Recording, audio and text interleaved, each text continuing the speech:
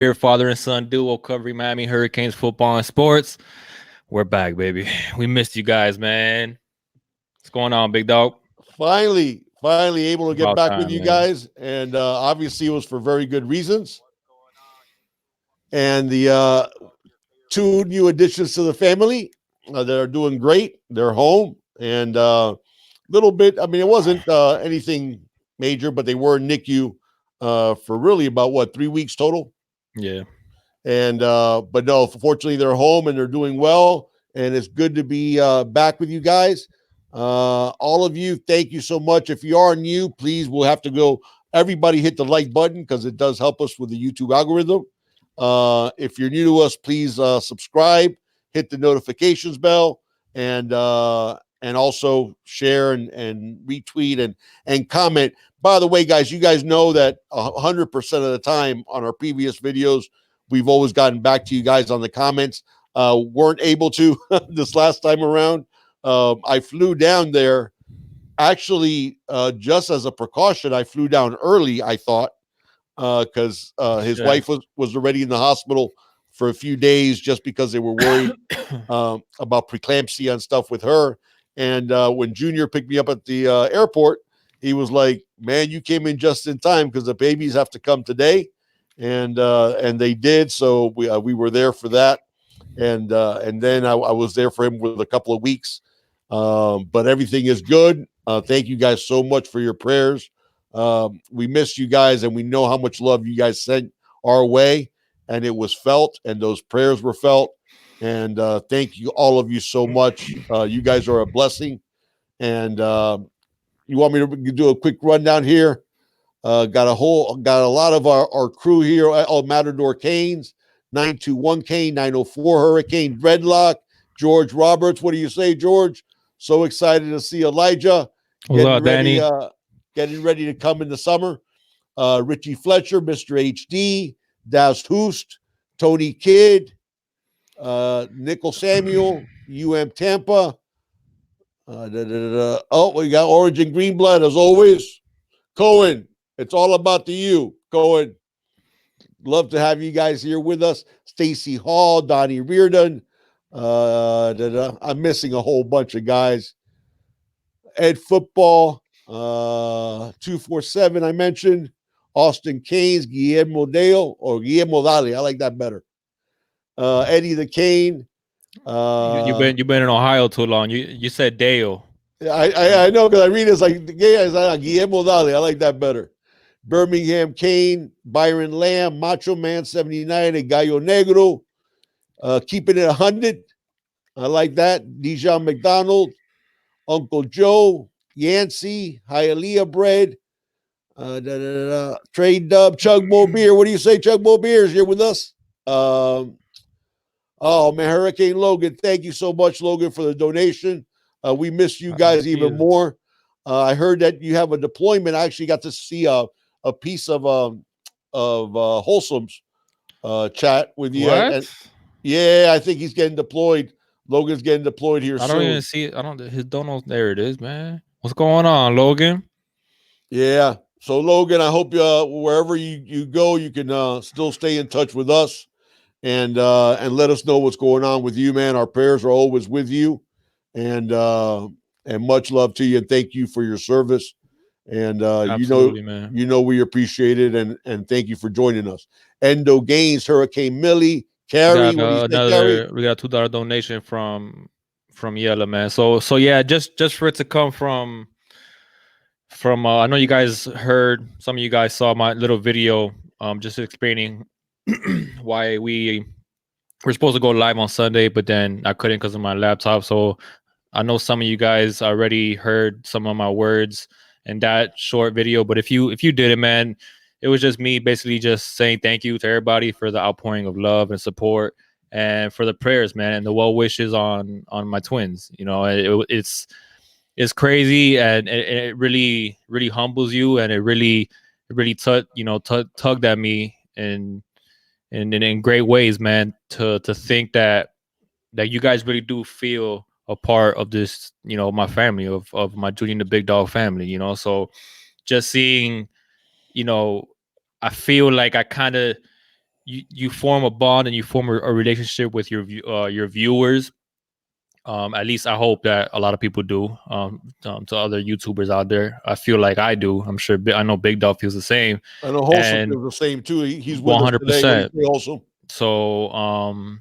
So yeah, just that bond and that support and just that love, man. Like it was tough because I was worried, you know what I'm saying, that they were in the NICU and whatnot. But obviously having my old man here with me helped out a lot. But you know, to see comments like, "Hey, man, I know you guys, whatever it is that you guys maybe going through, you know, it's only football. Take care of family first. You know, football's not gonna go anywhere." Just little comments like that. I was just like, wow, like we're not catching any slack for, you know, going on this little hiatus and being absent for an extended period of time.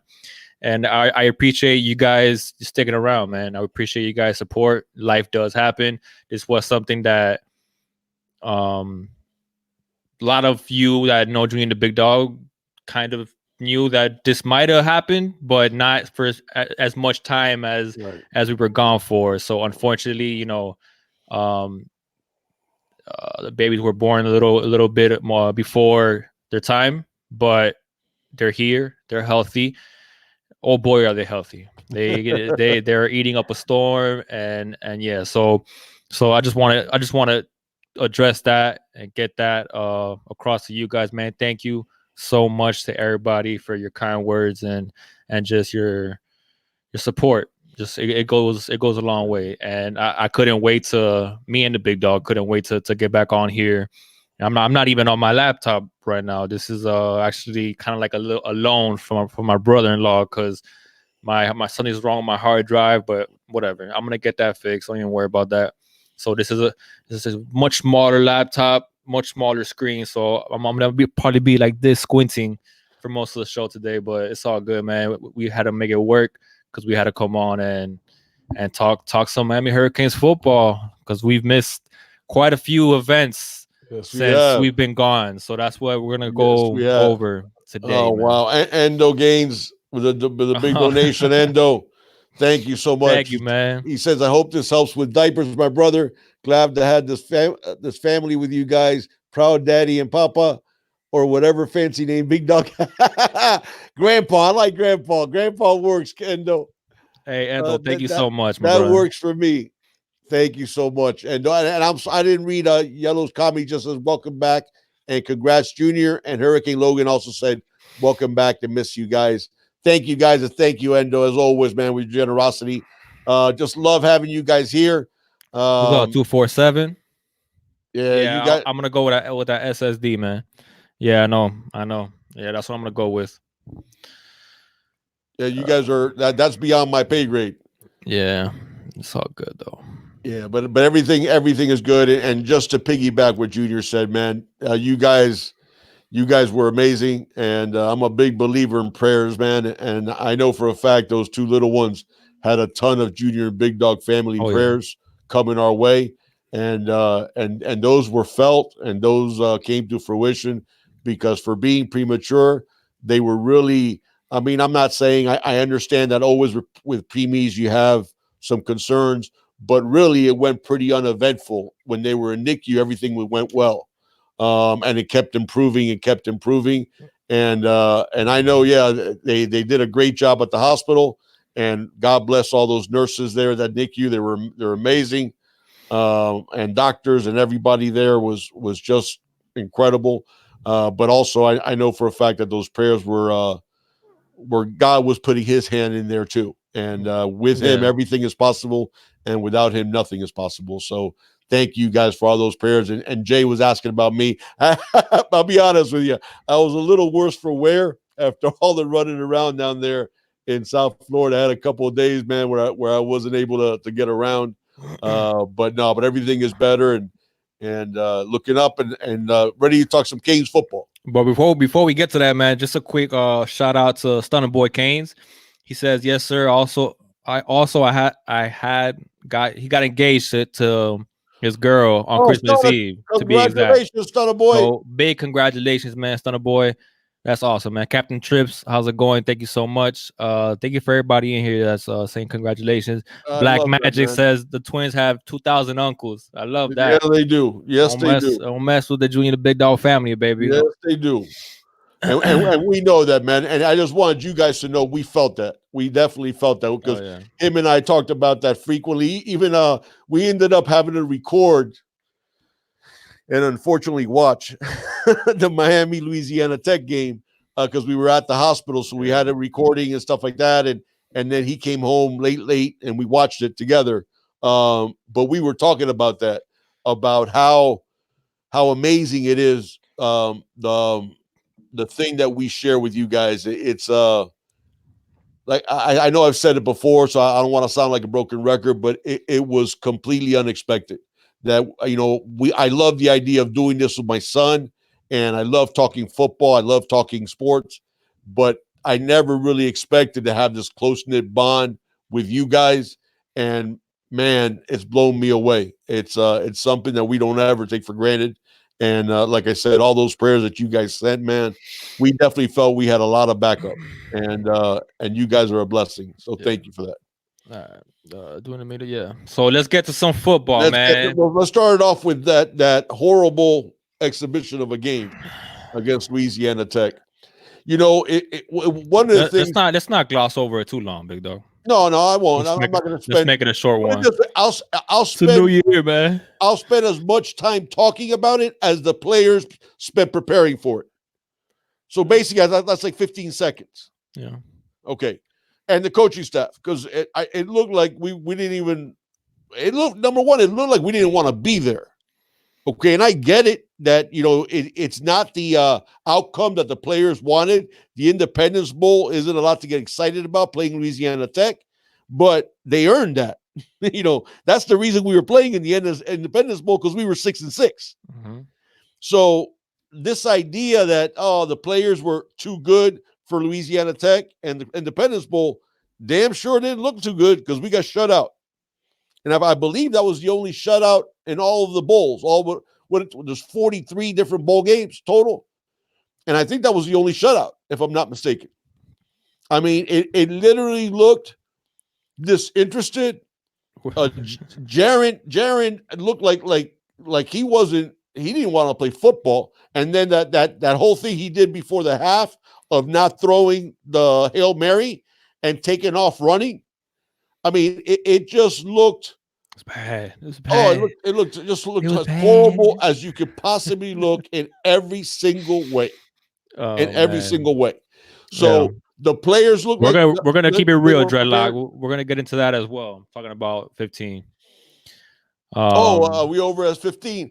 Listen, you guys. It's funny because the Barry Jackson report that everybody's been talking about. We said that a month before this Barry Jackson report. We talked about that the players deserve some blame.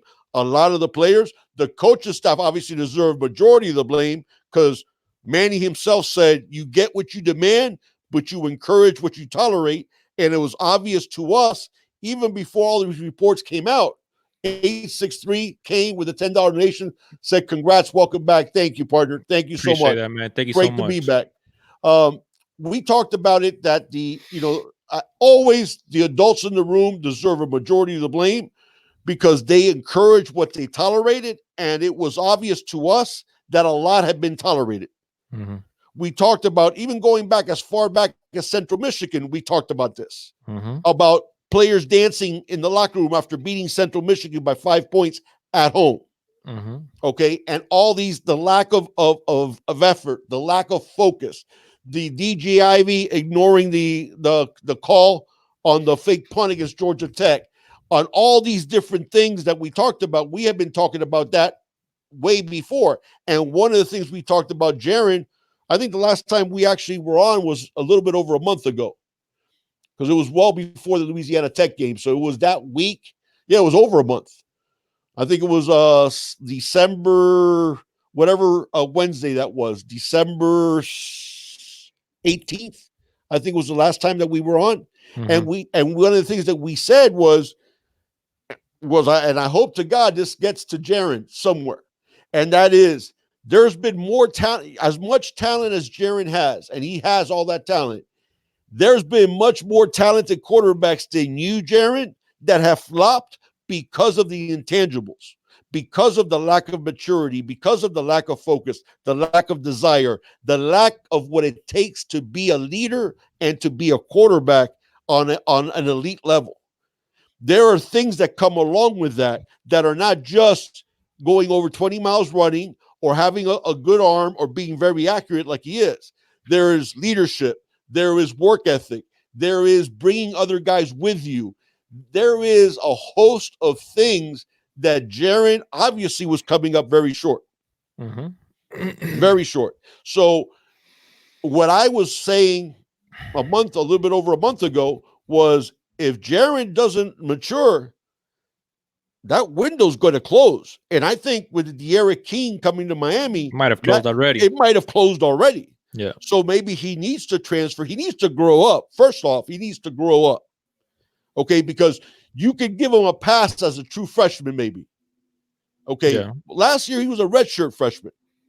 Okay. He won the starting job, got the starting job, looked really good at times, looked incredible against, Louisville, against FSU and Tallahassee, all those things.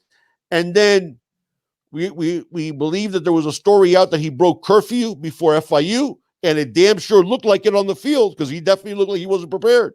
Yeah, and just the whole FSU and the game against Louisville, that was after he got the job back, quote unquote. Correct. Correct. After he missed a practice. Right. After he had those issues. So we were like, okay. So because we touched on that about him missing the practice, and whether it was a second opinion on the shoulder, yada yada, blah, whatever. So we were talking about some of these issues, and some of these issues were also raised last year. I mean, the year before last, technically. I gotta get my calendar straight. So his true freshman year, some maturity issues were raised about Jaren as well. And other guys, he gained weight, stuff like that. Once he realized, he got disappointed that the job. Right. So this was a little bit of an issue, and then he comes into that game-winning drive, and then leads us in Tallahassee, Louisville. So we're like, okay, cool, he's turning that corner. And then, like Big Dog said, we didn't have to necessarily read that Barry Jackson report, man. We saw it on the field. Yeah, that looked like a different Jaren Williams. And that looked like a Jaren Williams that wasn't engaged. That looked like a Jaren Williams that wasn't a leader. And he just looked like out of it, man. Like he just put it on cruise control. Was just like, man, whatever happens, and not in a good way. Like, he wasn't like, okay, now that I got control of this, it kind of felt like maybe he got comfortable. Oh, I just broke the record, Miami touchdowns, this and that. Maybe he got complacent, and then maybe he let his foot off the gas, because he had that chip on his shoulder, to kind of get back into the game. And then you felt that when he came in and he led us on that game-winning drive. You felt that in Tallahassee. You felt that against Louisville. Like, okay, now this is the Jaren that the Big Dog have been raving about. This is the Jaren that we thought that we were going to see. And this is the Jaren that we believe, could lead the University of Miami into to much better and bigger things leading into the future. But then I understand there's a lot that goes into a football game, but you could just tell from his body language, you could just look at a player sometimes, especially when mechanics, man. Everything. His mechanics. By the way, Chubby Hawkins with the donation, he said, "Welcome back, fam. Congrats on the new mini twin canes. Thank you so much, Chubby, for your donation and for the well wishes." Thank you, Chubby, man. So, like, you could just tell in the player's body language, their mechanics, the way they're talking to their teammates, how they're looking on the sideline. There's so many different things that you could just tell if a player is truly engaged or not, man. And it just looked like a different Jaren Williams out there. And I'm not here for the excuses. I'm not here for I never thought I always thought he was a real good kid. And I'm not saying now that for a fact that he's not, but he's definitely not a mature kid, and definitely not a kid who has his intangibles or has his head on straight or is ready to lead a major college program. Yeah. And from what I understand, he is going to stick around, is what the thing that we were talking about off air, that he apparently is going to stick around to the spring, to see if Ivins is apparently reporting that the situation is fluid. You know, based on but here's what I'm saying, and I'll say this to Jaron: if I'm Manny Diaz, I don't trust you again. I mean, you have to go not only do you have to outperform De'Ara King, you have to. I mean, I have to get every day I get to work.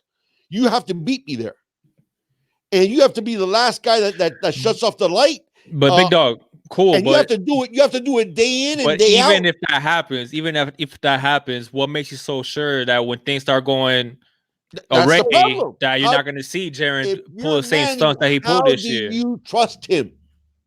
Not even how do you trust him, dude? How do you give him another shot if the culture that you're trying to implement and the things that you've been saying all along, man? But hold on. That's what I'm going to address, though. That's what I want to address, because I do want to address this. Yes, we also blame the players, and Jaren wasn't the only player. There was several players. There was many players that were breaking curfew, that were dialing it in, that weren't putting out. Manny, if you talked about changing a culture, you did nothing to change that culture. Because not only did you not bench Jaren, you didn't bench any of the other guys that were also unnamed in the Barry Jackson report, but there was many guys that were having these type of issues. And Manny did nothing. We talked about the back-to-back horrible Wednesday practices, the Central Michigan and the bye week. Okay, and Manny said there was going to be changes, and he benched no one. No, I know. Okay, so Manny himself said, you get what you demand, but you encourage what you tolerate. And he tolerated all that crap last year. For what, a 6-7 season? So if he would have benched people, what, we end up 4-9? Is that much worse, or 4-8? Because we would have gone to a bowl game? At that point, I mean, who cares? At that point, after 6-7, who cares? Yeah. But another $5 donation from Hurricane Logan. He says trust is gone. That's why a star quarterback transferred for his senior year, and they wanted him. Yeah, 100%. Absolutely. And I really do not want to hear the whole, oh, this is to raise up. We felt like we needed some leadership in the quarterback room, and this is to raise the level of competition. I'm seeing this clear cut, frankly. I'm seeing this as King. We're going to bring you in, and King's the guy. King's going to be the guy. Guys, you guys know that I've been a Jaren guy since he was a junior in high school, okay? And guys, but I watch every game that we see. I rewatch the game and break down film on every single King game. I didn't do it against Louisiana Tech yet, okay? But every other one I have, and I'm probably not going to. I think we're going to either. I saw in Jaren lackadaisical mechanics. Look at his completion percentage. His completion percentage was at 70 at one point. Okay, he was in the top 10 in the country in quarterback rating, and he ended up at 61 and change, almost 62. But you could tell in his mechanics, when I would break down film, they were lazy mechanics. If here's a guy who early on, his mechanics were tight, his motion was tight, beautiful ball placement, throwing guys open, all those things that we knew he had in him. And you saw that all go away. And why did it go away? Up here. Had nothing to do with his shoulder, had nothing to do with anything else other than Jaren himself was acted immature, acted with a lack of focus, a lack of leadership, a lack of all those intangibles that you look for in a QB. And Rich Fletcher says it's a cultural issue, and it is. It is a culture issue within the team. Now, mind you, let's not paint that brush too tightly, because there's plenty of players on the Canes from last year, like a Greg Rousseau, like several other players that did put out 100%. Okay, so that's the thing. But if I'm in Manny's spot, I don't see how you trust Jaren. Let's say best case scenario for Jaren. Let's say he blows De'Ara King away in spring practice. Mm-hmm. If you're Manny Diaz, are you still going to trust him? Not just that, man, but I mean, at that, like, why you're not going to put yourself in a starter? That 100%, big dog. De'Ara King was brought here to be the Hurricanes quarterback in 2020. 110%, and you don't want. I don't want this debacle again of who's gonna be the quarterback week in and week out. Like I'm done with that, and I'm done with a $5 donation from Wesley Shepard. Thank you so much, Wes. He says the dynamic duo is back. Congrats on the Twins, Junior. Just don't let wifey persuade them to be Nose fans. Never that, baby. Never that. He already took a whole bunch of pictures with turnover chain and Kane. Oh, by the way, I got to show you guys on my walls, man. Come on now. This is all part of the plan, Wesley. I got to show you guys this. This is from my I don't know if you can see it on here. My grandnephew, who's staying with us for 4 months, got me a Jim Kelly signed helmet from Miami. So I wanted to show that off there. What's up, Claybon? But yeah, I mean, that's the thing. King was brought in to be QB1 without a doubt. Yeah. And I'm excited as hell to get De'Ara King. How do we end up with the number one quarterback in the transfer portal after a 6 and 7? Here's the thing I'm going to tell you. I criticize, and you guys know, I'll criticize Manny for that lackadaisical attitude, for encouraging what he tolerated all of last season and historic underachievement. First team in 40 years to lose 3 games when you're favored by more than 14 points.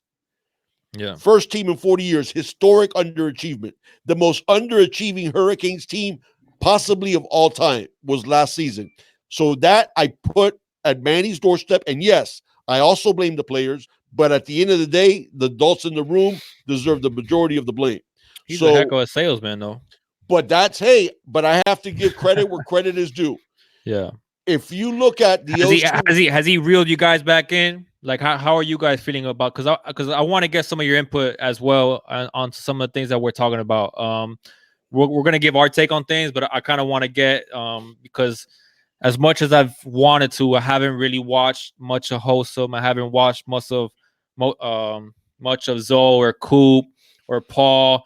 Because of all the things going on. So I usually, when I jump into one of their lives, I see you guys and I see how you guys feel about things. And being that we haven't talked in quite a bit of time, like, how are you guys feeling? Has Manny reeled you guys back in with this recruiting class and with getting King, getting Roche, and getting, obviously we got to get into Lashley, we got to get into Stubblefield being gone, King and stuff like that. So me and Big Dog were kind of talking about it before we jumped on my way home. Like, how are you guys feeling about things? Like, try to compare on the way you were feeling after losing to Louisiana Tech, getting shut out. I'm sorry. I would never say losing. I'm always going to say shut out by Louisiana Tech in the bowl game. Compare that with how you're feeling, and do you have optimism, or are you just kind of like, we'll see what happens? Like, show me, because a lot of people, including myself, man, I jump on this hype train with this team over and over and over again, year after year, and I've been feeling different, man. I've been feeling different. Like, I'm excited about the Lashley hire. I'm excited about running a true spread. I'm excited about King. I'm excited about having Russo on one end and having Roche on the other end. Like, hey, I'm excited about that. Offensive line hire, Baron Justice. I don't know. I felt really good about Butch Berry because there was a much better track record there, and there was a better resume there with Butch Berry. It didn't work out. I would like to see us get some more offensive linemen in the portal or something, because yes, we're doing good, and yes, I understand we even got a wide receiver, on the West Coast. So I understand that we're doing great in the transfer portal, but I would like to see you guys some more bodies on the offensive line, frankly, man, because we saw how bad it looked when guys started going down. And so we see the lack of depth there at offensive line. So that's still a concern to me. Couple of donations here. Oh, I'm sorry. You got a minute. Unknown Faith in Hurricane Logan. Let me go back up. Let me catch you guys. So yeah, like I was just kind of like to see how. Here's the thing. I will say, just like I give Manny the if you want to go ahead Unknown and Faith, man, with the $2 donation, she says if King don't pan out, Manny is gone. Yeah, I agree. Bye weeks and off season has been all hype. Game no. Yeah, Hurricane Logan. Yeah, that's true, Logan. I mean, here's the thing, and here's what I'll say. Just like I criticize Manny when I feel he deserves it, I also have to praise him when I feel he deserves it. What Manny has done in terms of being able to sell people his vision has been amazing. Has nothing short of amazing. Nothing short of amazing. I don't know. I don't know how we got King and we got Lashley. I just don't. Here's the thing. When Junior and I started talking about De'Aaron King, I literally laughed out loud. It's like, man, we ain't got no shot at De'Aaron King, man. De'Aaron King's going to end up in, come on, you know he's going to end up in LSU. He's going to end up at Oklahoma. I actually thought Oklahoma was going to be the likely landing spot because even though they have Spencer Rattler, who they're high on, Rattler's going to be a redshirt freshman. So De'Aaron King's plug and play, just like they did with Jalen Hurts, with Kyler Murray, and with Baker Mayfield. So I thought De'Aaron King is a perfect fit at Oklahoma. I thought we had no shot at De'Aaron King. Okay, Quincy Roche, I thought, well, maybe because he saw what Rousseau did and he could think of himself. I'll go ahead and talk about the donation. I'm sorry. Yeah, Hurricane Benny Man says, are you guys going to do a breakdown on Lashley's offense? Yes. 100%. Yes. That's one of the things we wanted to address too, guys, that obviously with all the stuff going on, we have a bunch of videos that are not going to be live chat that we're going to do. Lashley's offense, breaking that down.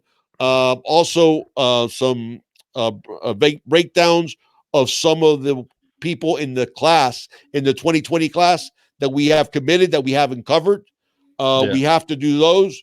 So those will be coming out in next week or two. And that's when I get my laptop back, because that's where I have all my software and everything. So we have a lot of videos in the queue, a lot of things that we have to cover. So those videos will be coming out, man. So be on the lookout for that. And thank you once again, Hurricane Millie, for that. Yeah, thank you, Hurricane Millie. And a lot of people in the chat are saying that Lashley's the one that deserves credit for De'Aaron King. Absolutely, man. 100%. Absolutely. 100%. No doubt that Lashley's the one that deserves that credit and all. And listen, he's been known to be a really good recruiter, and he proved it. Yeah. He proved it very quickly. Yeah, and because we got King, Roche himself said that he and King have been texting back and forth, and King coming to Miami was a big reason why Roche pulled the trigger to come to Miami. I think that was sort of like what happened last year. I think that was once we got the ball rolling in the transfer portal, then Bubba Bolden, and boom, and then it was Tate Martell, and then all these people started coming. Yeah, and I think this is sort of what happened with De'Aaron King. What's really going on, Shonda? We got Shonda in the house. What do you say, Shonda? Good to see you. Can't wait to see. I know that Elijah still has to go all the way because Columbus doesn't do early enrollees and stuff like that. So I know he's still doing it, which anyways, that's good. Let him enjoy his senior year and do the whole prom thing. He's also, and I know he's also, Shonda, is he still playing basketball? Is Elijah playing basketball at all? She'll tell us here. But let him enjoy his senior year and stuff like that. So that's awesome. But thank you, Shonda, for joining us.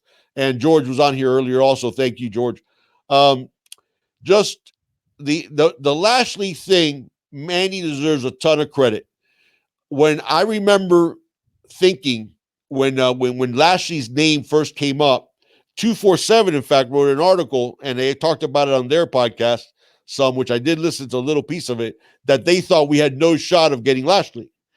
I didn't think we had a shot at getting Lashley. There was a lot of other places that Lashley could have gone because he was one of those guys, true spread, up tempo. SMU was third in the country in number of plays that they ran per game.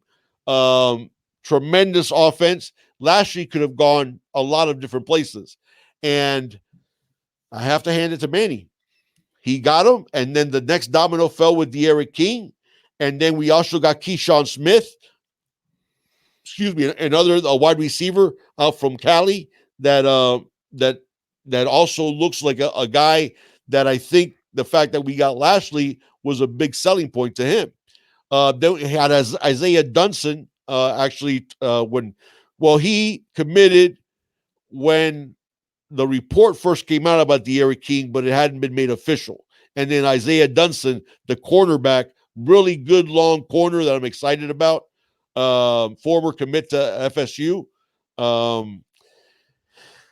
I have to give credit where credit is due. And Manny is able to sell people on his vision. He did a great job, as did the staff, as did David Cooney, in keeping the 2020 class together for the most part. Then going out and getting Rhett Lashley after a 6-7 season is amazing. Having the I'm not going to say guts, but having the self-awareness, to fire Dan Enos.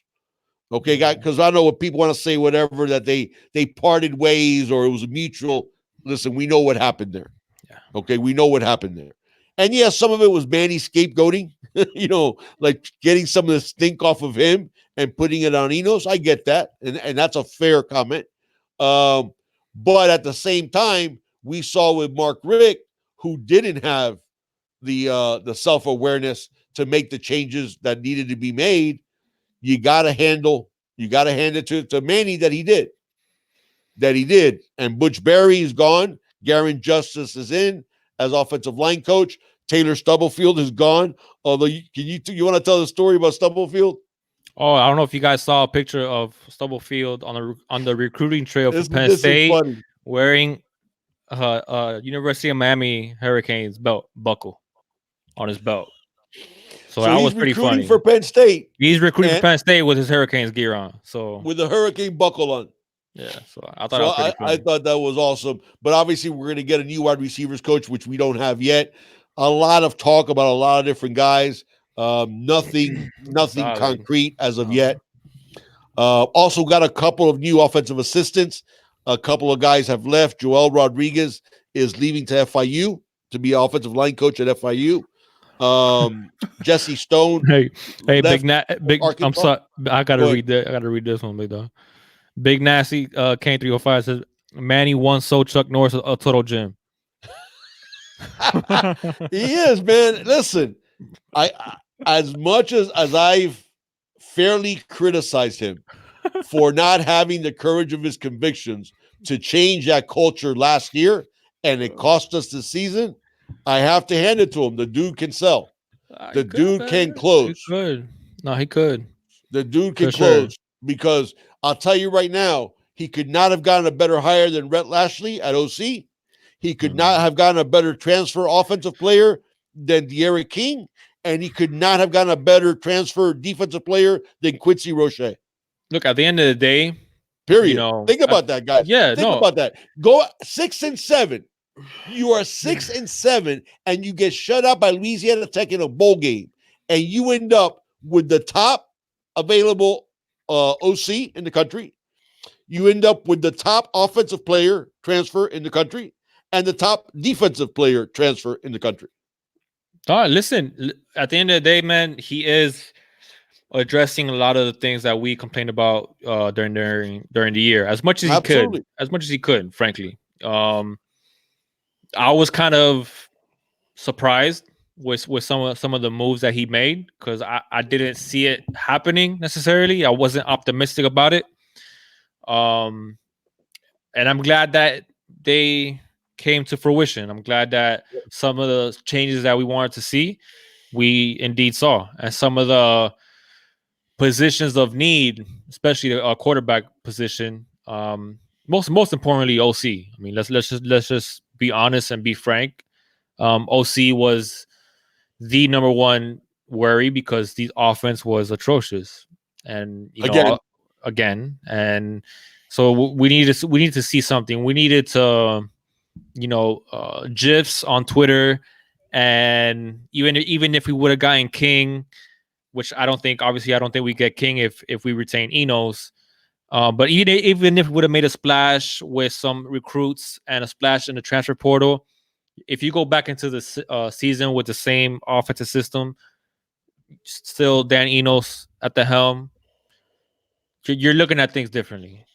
So at least there's the possibility for a fresh start. The possibility to, because at the end of the day, you can have all the talent in the world, but if it's being mismanaged, then it's being mismanaged. And frankly, we were seeing a lot of talent being mismanaged, especially on the offensive side of the football. So when you see things like that, it's hard to look forward to something. So now we have something to look forward to. We have an offensive minded coach that brings the true spread concept. That's something that we've been asking for, begging for, and King, who seems to be the quarterback that could fit perfectly in that system. So have you guys had a chance? Have you guys had a chance to watch film on King? Because I've watched a bunch already. Oh my. Oh my God, is he a perfect fit for Landry's offense? First off, as an athlete, he's 5'11", 195. Obviously, we'd like him a little bit taller. It is what it is. Can throw from the pocket, can throw on the run, runs with a purpose, and keeps his eyes downfield. And oh, by the way, when he tucks it and runs, he is Cam Harris. Okay? Yeah. That's how good of a runner De'Aaron King is. Mm-hmm. Okay, that's how good of a runner he is. And as a passer, throws a beautiful deep ball. Can put some zip on the ball when he needs to. Has a tremendous arm talent. Throws very well on the run. Decision-making. Mature young man. Great decision-making. Listen, other than height, he check marks every single box. Every single box. King is special. No, listen, man. You're right, Richard. He's not. And look at Richard's Hill comment, and that's really important because I want people to realize that he's not a run first. Mm-hmm. He's not a run first guy. People think he is because he's such an electric runner. He would rather throw the ball. A lot of times he runs to buy time. Okay, to buy time. He loves throwing the football, and he loves throwing it on the run, getting it to people in space. Listen, the dude is the real deal. But all right, so let me reel it back just a little bit here. Right. He took that red shirt for a reason. Yes. Okay. He didn't play like the 2018 King. He was also coming off knee surgery. I understand, okay. But okay. And Houston had a lot of problems that had nothing to do with the offense. I get it, but this is not a surefire thing that we're getting the 2018 King. We don't know that yet. I think we could get a better the 2018 King. Okay, you can think that. Well, he's 2 years further along in his maturity level too, and in his body and in his throwing ability.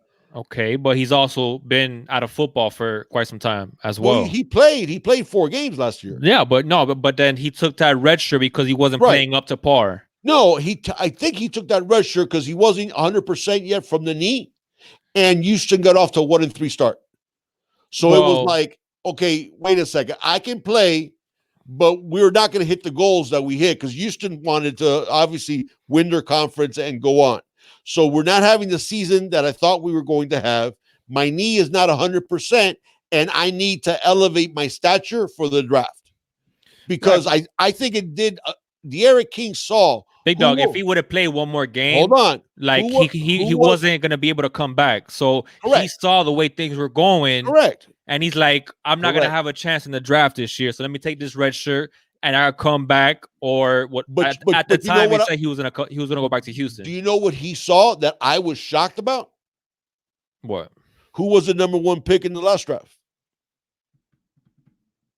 No, I know Kyler Murray, 5'9" guy standing on his tippy toes. Yeah, no, I know. So he looked at that and said, "Wait a second. If I come back and I have a monster year, that could be me." It could be him. Okay. But 10 years ago, a 5'9" quarterback would not have been the number 1 pick in the draft. No. Ever. No, the game has changed, man. The game has changed. Ever. That would have never happened. Yeah. No, okay. Who was the number 1 pick the year before? No, Baker. Does anybody believe Baker's 6 foot tall, like they say on the thing? Because he doesn't look 6 foot tall to me. He's also been looking like trash lately. He has been looking like trash lately, but he's not 6 foot tall. I'm not a big fan of Baker. So the last 2 drafts have shown a guy under 6 feet drafted number 1 at QB. No, hey, listen. So De'Eric sees that. Okay, cool. And he says, if I come back, there's a reason you saw the text that you sent me was the early season odds on the Heisman. De'Eric King is number 3 in the country. Mm-hmm. Who are the only 2 ahead of him? Justin Fields, and who was the other one? And Lawrence. Trevor Lawrence. Mm-hmm. Okay, so Justin Fields, Trevor Lawrence were the top 2 in Heisman odds. Number 3 is De'Eric King. Yeah, but I don't pay attention to that. No, I'm not telling you that that's the end all and be all. What I'm telling you by that is that's what De'Eric King saw in his own eyes. I'm not saying that's what is going to happen. This is going to be a showcase for the NFL draft. 100%. Because he feels he could do what Kyler Murray did at Oklahoma. Okay, that's what De'Eric King feels he could do. All right. Okay, De'Eric King's a better runner of the football than Kyler Murray. I think Kyler's a little ahead of him in terms of passing. But what Richard Hill said is true. De'Eric King, it looks to throw. I know he can run, guys, and he runs like a running back. He runs like a really good running back. Tremendous acceleration, speed. He has it all. Listen, the guy was a wide receiver when he first got to Houston and caught like 53 balls as a wide receiver. So the young man is tremendously talented.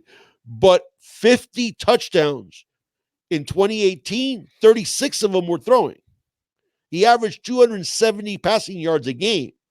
This idea that De'Eric King is a runner who can also throw, no, he's a thrower who can really run. Okay, but this idea that King alone is going to solve all of our issues is problematic in a sense as well, though. Hurricane Logan again with a donation. Thank you, Logan. He says Baker's a drafted Tate Martell. I don't like Baker, man. Yeah, I can't stand Baker either. He needs to just shut up and play football. But my thing, look, I'm excited about King. I think he's a very good player. Like I'm thrilled with King. Yeah. I am thrilled, and he is the most mature quarterback we have had at Miami in a long time. Big dog, man, the man just enrolled yesterday, man. No. But I've been watching De'Eric King, man. Okay, man, but I just. He brings a maturity level. Dude, we didn't have that even as much as some people like Malik as a person. Malik was lackadaisical also in his approach. Okay, that's not De'Eric King. Okay. De'Eric King. What I don't want people to do. Spring. What I don't want people to do is to think that De'Eric King is the answer to all of our problems. Correct. Now, so those are 2 separate issues. Yes. Those are 2 separate issues. Okay, De'Eric King is the truth. He doesn't solve all our issues. We still have a culture problem that needs to be solved. We have the head coach. It's still going to be a brand new OC, a brand new offense. Correct. Brand new, getting on the same page with your wide receivers. Correct. So are we going to see him getting all the reps from the get-go in spring? I think so. Even if they don't announce it publicly. What has shown you that the coaching staff is going to do that? That's my problem. They won't announce it publicly. To be the quarterback, then let him be the quarterback in spring. Publicly, they say he's going to compete and everybody's going to get their shots. Big dog. Okay, we know that's not true. Okay, Mark Richt said the same thing in 2018. Okay, and we know that's not what happened. I know. Nkosi was already suspended for LSU, so which none of us knew until it got close to game time. Yeah. 100% is a business move for him. Okay, Jaron Williams actually threw the ball really well, and it looked like Rick was going to consider him for the starting job, and he trotted out Malik again against LSU. Okay, and then kept Malik in there. I know. So we know for a fact that an open competition doesn't always mean an open competition. Last year, I think there was a true open competition. This year, there won't be. This year, it's De'Eric King's job to lose. Yeah, I don't see why the pitch, like, okay, you need some assurances to a certain extent as a graduate transfer, especially at quarterback. to go to University of Miami. Like there needs to be some kind of, you're not necessarily sitting down with him and being like, hey, listen, man, it's gonna be, you're gonna go in there. I want you to lead the guys that we have a maturity issue in the quarterback room, and I want you to go in there, but may the best man win. No, it's like, hey, listen, man.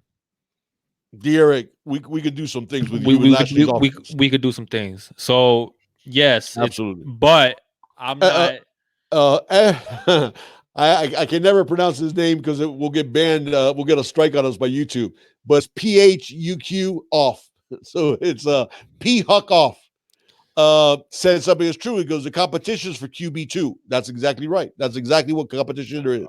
Okay. And I think that'll probably be Nkosi. Or it could be, let's see what Peyton Matocha brings. Let's see what he brings. Tyler, I think, is going to need a year of watching. So the competition is going to be for QB2. Our QB1 is the Eric King. Yeah. And I don't see. I think he's definitely our QB1. I just hope he's our QB1 going into spring practice. Yeah, I think he needs to get on the same page with this wide receiver core. You know what they're going to do? Same page with Lashley. You know what they're going to do? Like when the media portion, the team needs to know, man. The team needs to know, like, okay, hey, guys, no BS here. I don't give a King. King is the guy. King is our quarterback. I'll tell you what he's going to do. I know Manny already. I know what he's going to do. No, you know he's the media portion. Everybody's splitting reps. Right. In the media portion, everybody's going to be splitting reps. When the media's not around and they're inside Carol's sofa and nobody knows. Yeah, De'Aaron King's going to be taking up all the number one reps. Yeah, that's what he's going to do. The thing that I don't agree with, Brandon, because I know a lot of people are comparing this to the Tate Martell situation. Oh, you guys said the same thing about Tate Martell. No, that's too Tate Martell was never proven in college apples football. And oranges. Yeah, that's apples and oranges. King has showcased, and frankly broke records. Guys, I'll give you an idea. Yeah, he has a college football resume, and it's not just against Rutgers. So, I mean, it's a different situation with King and Martell. So, I don't think that's a fair comparison either. No. De'Aaron King's a much more finished product than Tate was. And like you said, he's proven in college, and that's a completely different people are going to say, take it easy, Black Magic. What is that? No, go ahead. That the people are going to say because their skill sets, but De'Aaron King's a much better thrower of the football than Tate's ever going to be. Oh yeah, that's no question. Yeah, so that's apples and oranges that you're comparing there. Yeah, De'Aaron is much further along as a thrower than Tate is, and he's every bit of as a runner. I know that Tate has a ridiculous short area quickness, which is off the chain. I mean, his short shuttle time was 3.96. I wasn't looking that quick against Louisiana Tech. It's going. Yeah, but he doesn't have top gear. Lateral. He has good acceleration, but he doesn't have top gear. Part of me felt bad for Tate out there. He just I knew it was gonna happen too. I was like, if you put Tate in, he's gonna look like he's running for his life and he's gonna get smashed. And sure enough, that's pretty much what happened. So yeah. But those are two different things, though. That's a different. Now, you guys want to touch on the Alonzo Highsmith situation? Let's touch on that. Oh, I completely forgot about that one. Yeah, let's touch on that. I'm really upset. I think in a weird way, Dorsey getting fired as GM of the Cleveland Browns sort of took away some of the leverage that Alonzo had. Because the fact is, Dorsey being gone meant Alonzo's going to be gone at Cleveland. So he's without a job. The fact that I think Highsmith had the leverage to ask for a true general manager type of position and not a chief of staff, where he actually had control over the football program, and Blake James and Manny Diaz were not going to relinquish that. Okay? That's what it came down to. I know that people's talked about if money was an issue.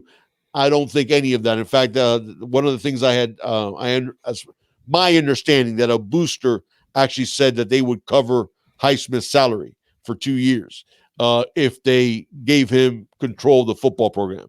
The fact is, I don't think Blake James and Manny were going to give him a true power position, a position of authority. And I think that's why Alonzo balked, because he was not going to come in as a chief of staff to placate all the fans and all the boosters saying, hey, look, we brought back Highsmith. He's the man. He's the one that said, I ain't scared of you. To Brian Bosworth, he's one of the legends in Miami history. Look, it was somebody called it a dog and pony show. Okay, and that's exactly what it was. And Highsmith was not going to take that, was not going to come back for that. So what does that say about Manny and about Blake James? Can't be good. It's not good. Yeah, it's not good, because there's a reason why people wanted him in a position of power, because they felt that Blake and Manny weren't the ones that were going to do what they needed to do to get us back to where we need to be.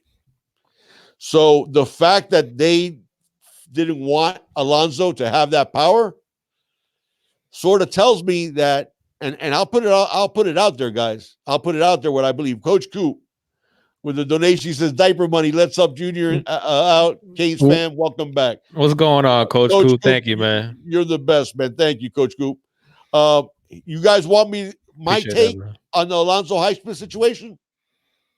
Of course, man. You want a bold take on this? You guys ready? Let's get it, baby. Here's what I believe. The fact that Highsmith did not come to Miami, Manny Diaz is not only playing for his job, he's playing for Blake James's job too. That's what I believe. If Manny Diaz does not succeed as this year, and I mean succeed at least where we see major improvement, where we see maybe a 10-win season, unless we see that, I'll put it this way. If Manny gets fired, Blake James is going along with him. They are now a package deal. Yeah, but I think that's what I believe. I think they would have been a package deal. I don't know. Regardless, big dog. I think Blake James might have survived it. See, I don't see that. Because here's what happened. To me, here's what happened. That with the whole Highsmith debacle of them not giving Highsmith any position of authority, because they wanted him to be chief of staff. Right. Okay. Which basically means, yeah, you're the head quality control guy, but and you're the head advisor, but you have no power. Mm-hmm. You don't have power. You're below the head coach. You're below the athletic director. You don't run anything in the football department. Mm-hmm. Okay. Highsmith wanted a true general manager type role, which really you don't see in college. You see chief of staffs. Right. You don't see that type of thing where somebody's between the athletic director and the head coach. Right. You don't see that usually. But that's what not only Highsmith wanted, I believe that's what many of the boosters wanted. Mm-hmm. And the fact that James and Manny balked at that, I think they now are in the same boat, that if one is gone, the other one goes right with it. Because now I think the boosters are saying, okay, you guys didn't want to bring in Highsmith to run the show. Okay, fix it. Because if you don't, you're both gone. Yeah. Guys, there's some heavyweight boosters for Miami. I don't know if you guys remember this, when the search committee existed, that we ended up hiring Mark Rick, that they were gonna, they were looking at Butch Davis, they were looking at Cristobal, they were looking at all these different people. That search committee, I believe they had a donor on that search committee that had donated something like $150 million throughout the years to the Hurricanes, some ridiculous amount like that. And I was like, yeah, whoever that guy says, that's who's going to be the head coach. Okay, there's some serious heavyweight donors at Miami.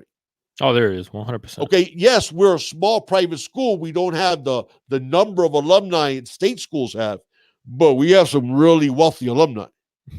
Yeah, we do.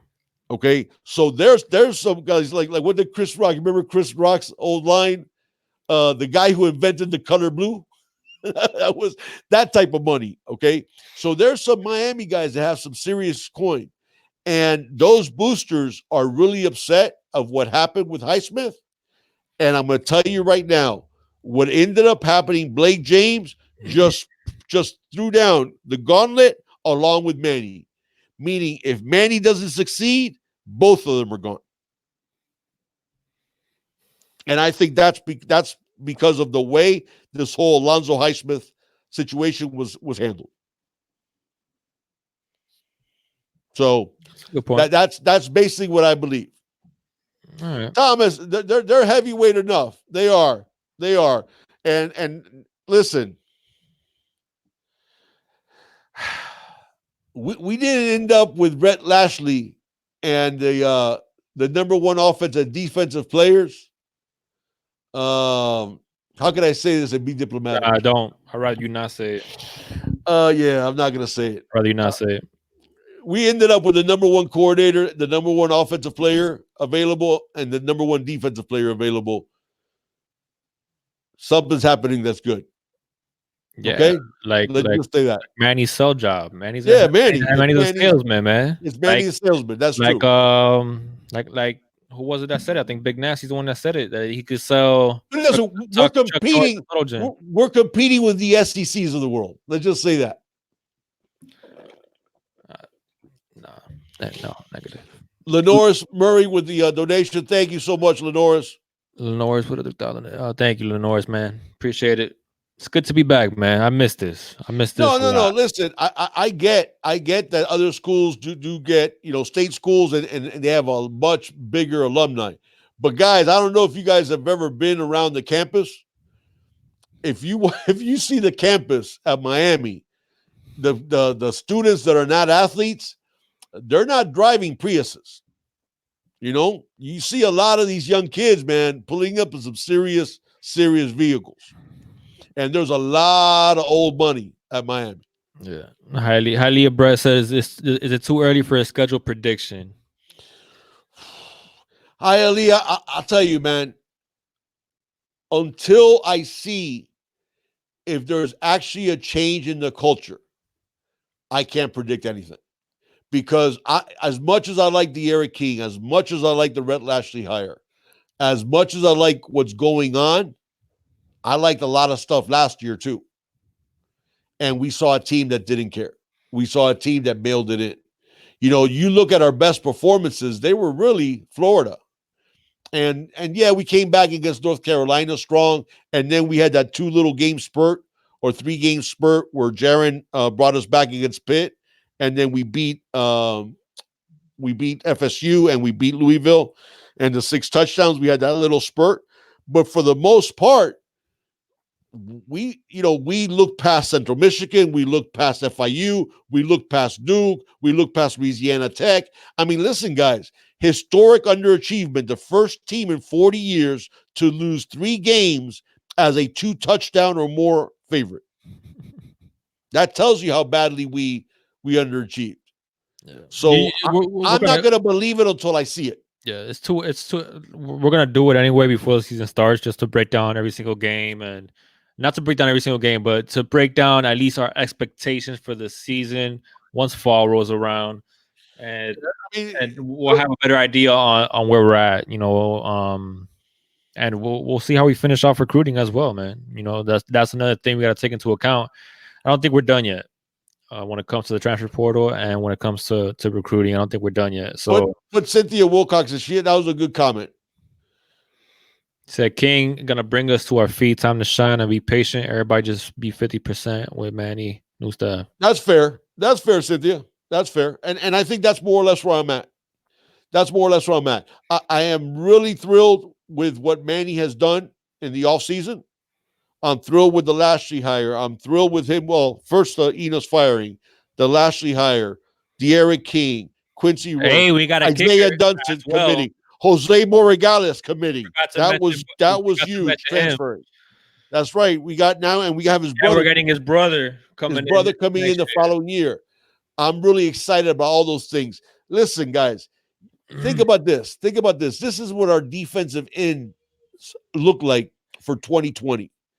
Gregory Rousseau, Quincy Roche, Yes, the only team in the country that has back-to-back double digits defensive ends coming back for this year.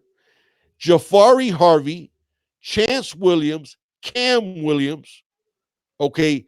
And oh, by the way, the number one player in all of 2017 recruiting class, Jalen Phillips. That's just our defensive ends. Now you go to tackles, you're going to have a year stronger Jonathan Ford. You're going to have another year for Jordan Miller. You're going to have a healthy Nesta Silvera. Hopefully Nesta stays healthy. And then you got my New York connection of Jason Blissett, Jared Harrison Hunt. Throw in Jalar Holly from Georgia, because that way he'll stop dancing on the sideline and start playing. I know people didn't like his dancing. I didn't mind that. I thought he was just trying to keep people engaged. But listen, I get it. When you're 6 and 7, you don't want to see people dancing. But now option masters. That's a good point. Put out option masters comment. Get my brown bag, CJ. The culture of development sucks here in Miami. We get talent, but you can't do anything with it. It's both a culture of losing for the past 15 years and a lack of development. Yeah. That's fair. Yep. That's a very fair criticism. And it's so we've had some bad luck too, man, when it comes to we have listen, Amon Richards having a career-ending injury was a hell of a shot. DeAndre Wilder also, Malik Young also. I mean, those are things that are just bad luck. Okay, I get that.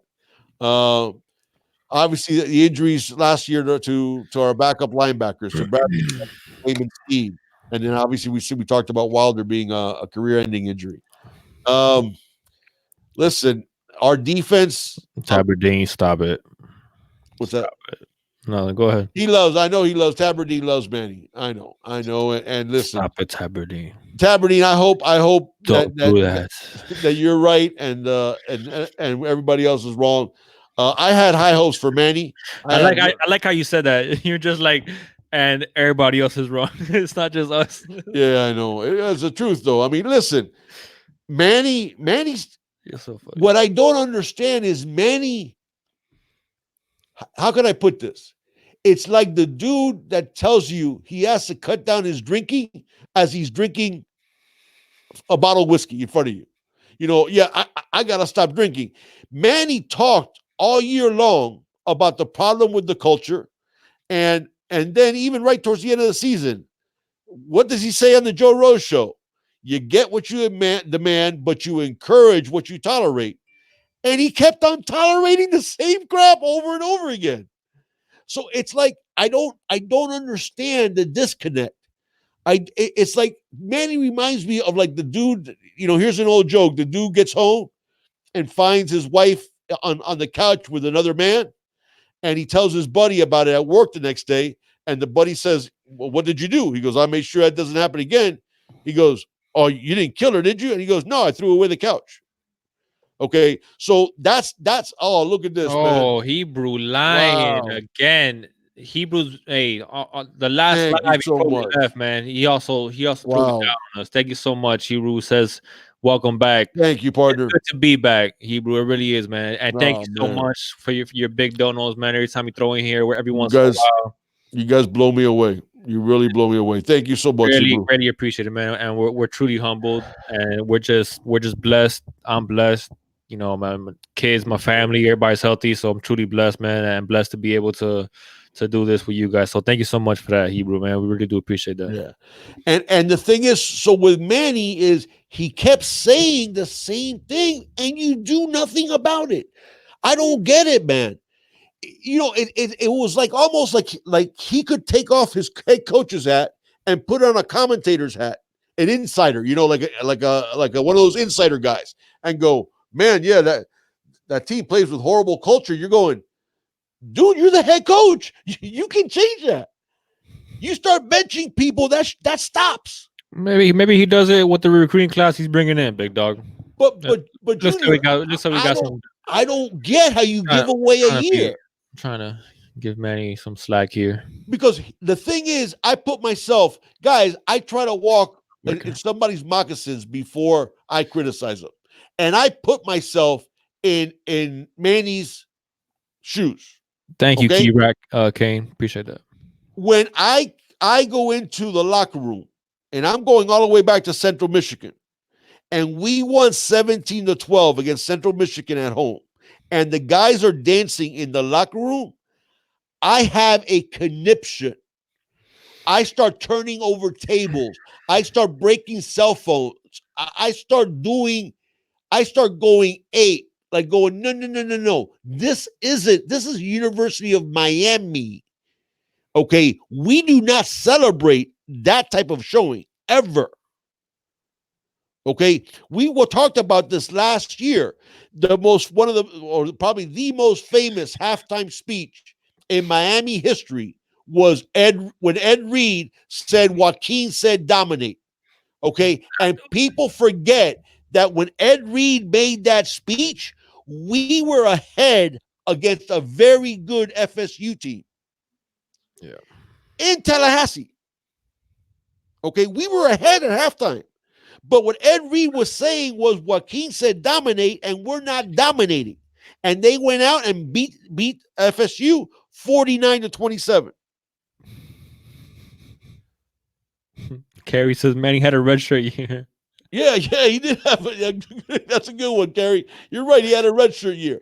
And then he did the same thing. He did the same thing that Jaron did his red shirt year. It was what the hell? Might as well get drunk and party. It's like, and then he would go on the Joe Rose show and talk about the back-to-back horrible practices. And I'm like, oh, you remember what did I tell you that week, Junior? I said, oh man, he's gonna here comes the benchings. Here comes the benchings. Nobody got benched. And I'm like, wait a second.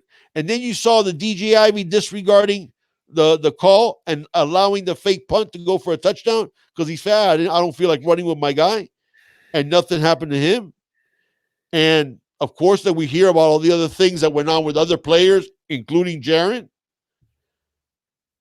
And you're going, Manny, you said yourself, you get what you demand, you encourage what you tolerate, and you continue tolerating the same stuff over and over again. And then he says in the Duke game that our fight and our focus and our energy level was great. The defense was. Well, you can make a case that the defense was. I feel bad when you. I don't want to. No. The statement that you're gonna make, like I feel bad throwing the defense in there because I did see the defense at least try. Okay, there was less do some things there. But I also saw wide receivers, and you're right, that's offense. But I saw wide receivers not even running out their patterns. Yeah. Oh, I'm covered. I'll stop running. Yeah. And how can you sit there and say that that the fight was there? Because they knew that Jaron was partying the night before and he wasn't going to get the ball to him anyway. Probably it was the case. Okay, but from my understanding, Jaron wasn't partying on his lonesome. Jaron wasn't partying by himself. I did. Okay, what if there was quite a few other players along with him? Remember, Barry Jackson said that there was a bunch of players that were big-time partiers. Yeah, no. And we saw that. We saw that on the field. And yes, we're not painting everybody with the same brush because we saw other guys that played their hearts out. Yeah. Okay, game in, game out. Yeah, Vince, I don't put like I don't put the Zion thing. We kept on asking ourselves. I used to, Vincent, until I saw Kalian Herbert and Zelante Hillary in a game, and I went, "Oh, okay, that's why he can't stay with Zion." Yeah, because those two guys look like they had never played football before. Yeah. How did it take so long to bench Jaron in that bowl game? Name me one time other than when a player was suspended or when he benched John Campbell and then benched Navon with and put in John Campbell. Other than those benchings that had nothing to do with effort level, had to do with improvement supposedly. When did we see Manny take any type of disciplinary action against all these players who were doing things like that, including Jaron? None at all. Maybe he's a lot more players than we think, big dog, and maybe like he's playing with the But cards dude, that then he you was know dealt. what you do? Then you know what you do? You make an example and you start and you bench people, and it doesn't matter if you lose by 40. You make an example and you say, no. Here's my line in the dirt. You guys are not going to cross this. If you guys are going to act like that, you're not going to get on my field. Period. Because that's the ultimate thing that a coach has for discipline. You can yell, you can scream. Suspensions, Okay, actual. fine. All right, let me throw that back at you. Go ahead. Okay, this example that you're bringing up. Okay, let's say that he benches all these people. He benches the bad attitudes. Let's say instead of whatever 6-7, we go. I don't know. We win 4 games. Right. Okay. I'd be on board. Following year, he finally I'd be on you board. would be on board. Wait a I'd be second. on board. Let me finish. I said that when he was Hold on. when back in the beginning. You remember? Hold on. Okay. But hold on. So then now he gets his recruiting class back in. His first recruiting class in. Bunch of true freshmen, no experience. We have another season and we win 5 or 6 games. Manny Diaz is not going to live to see that third season, big dog. If you're so at the end of the day, okay, you have to weigh the risk and reward. You can't I understand what you're saying, and while I agree with what you're saying, all right, you big dog, you can't just do that and jeopardize kids' futures when it comes to possibly the NFL draft, whatever. Just what do you think you're doing going 6-7? My thing is, from a coaching standpoint, being a first-time head coach, okay, correct. If you do that, like how much slack do you think you're going to get? But that's just in order for your culture to be but you're missing the point. You do that at the beginning, at the very beginning. You know how, okay, I'll put this.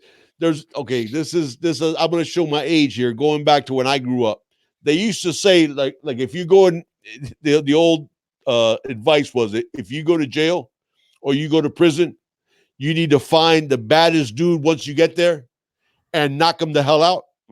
Okay, because if you do that, you set a precedent of, okay, this is somebody that's not to be messed with, right? Well, same thing happens with a football coach.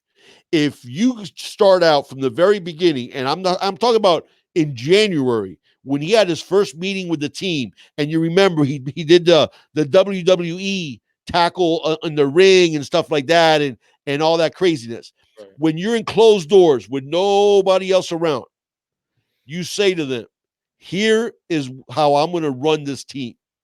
Okay? If you do any of these things. He said that, though. No. Say it with meaning. Because if you do that early, guess what? You don't have to do that a million times. You don't have to do that all the time. If you knock out that toughest dude in the yard, you don't have to knock out everybody else. Okay. So if you do that, if Manny would have done that, if Urban Meyer comes in here and does that, it's one thing because you will give Urban Meyer 5 years to turn it around. You're not going to give a first-time head coach, Manny Diaz, 5 years to turn around. That's my point. You got a fan base that's dude, it's not going to take 5 years. You're missing the point. Of course, it's going to take 5 years. No, it's not. Look at the culture issue. Supposedly, he wants to throw this under all of Rick guys, basically. Correct. Is basically, what he wants to do. That's what we're seeing. The reality of it. How long is it going to take that this recruiting class for them to finally, be their sophomore and junior year? You're going to be already close to the 5th year, big dog. You've been 18 or 19 years old. Okay. 18 or 19 years old, you will do what you think you can get away with doing a lot. I'm not talking about all of them because there's some very mature 18 and 19-year-olds. But the ones that aren't, okay, mature, they will do what they can get away with doing. Okay, if you make an example of that in January and you back it up, okay, and then if it happens when the season starts, you bench that dude, and you bench that dude, and you bench that dude, guess what? You won't have to go 4-8 because you won't have to do it for the rest of the season because they're like, this guy ain't playing. Okay, I can see that point. Okay, so that's my point. It doesn't take you 5 years to institute that culture. Okay, there's a lot of coaches can institute that culture from day one. Because you talk about Urban Meyer, guess what? Yeah, but then you got kids that are going to be like, okay, you know what? You don't want to play me, fine. I'm gonna go hit the portal. That's fine. Things change, big dog. Okay, you get that scholarship back.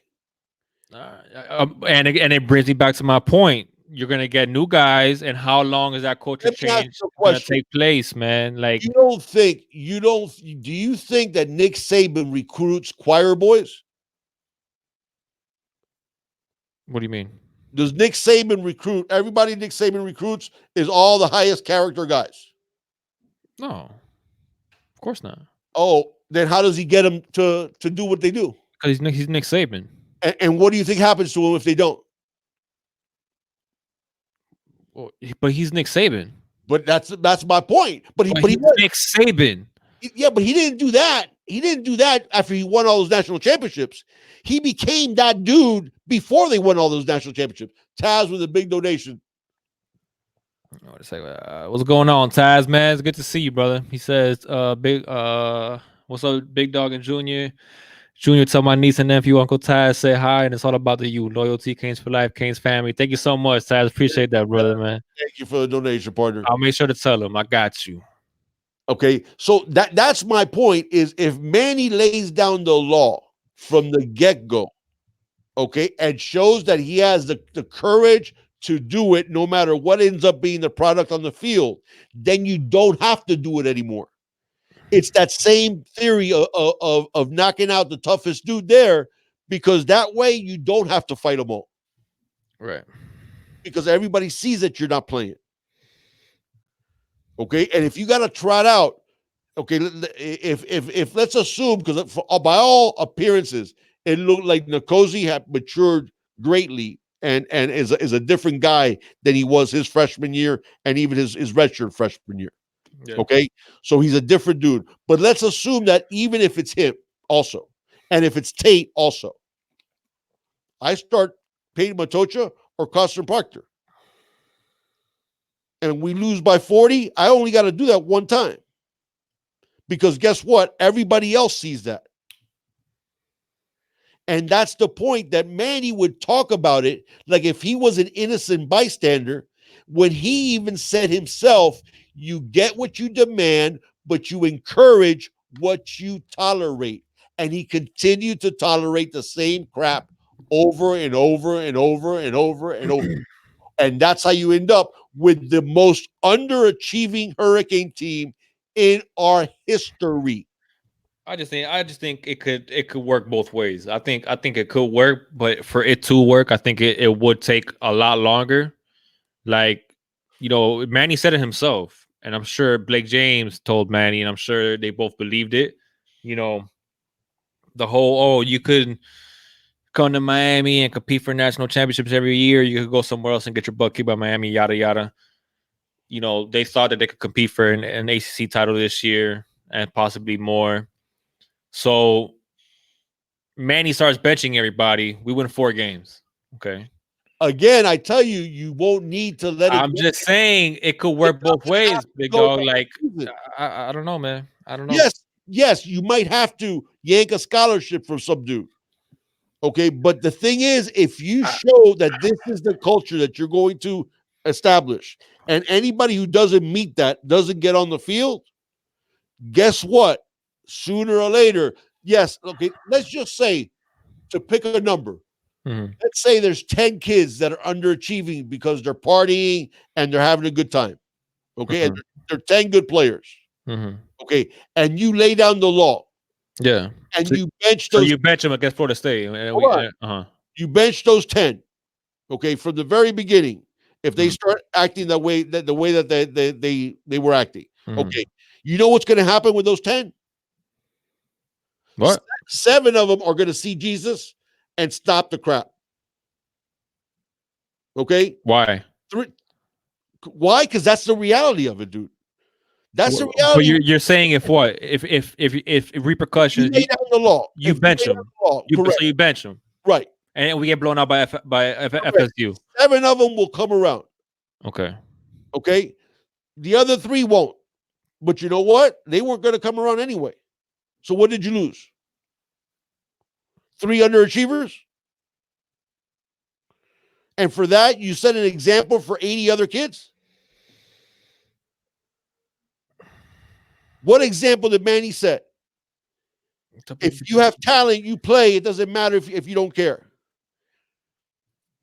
That's what he did. I don't know, man. I don't know all that, man. Why did he pick Jaron as QB? Because he had talent. Mm-hmm. Why did he keep trotting him out there if Jaron was behaving like that at times against FIU? Yeah, I guess I get what you're trying to say, but so you encourage what you tolerate. Okay, so what happened? So what happened in that practice? He stopped the practice, and he stopped the practice. Did it's a one-on-one drills. Did that make a difference? Probably not. Okay. Although we did play better than we did later on in the season because he didn't have any teeth behind it. Because nobody was benched. He stopped practice. I'm agreeing. Look, listen. Okay, I'm agreeing with you. I'm just trying to see it from his stance that maybe there's a lot more.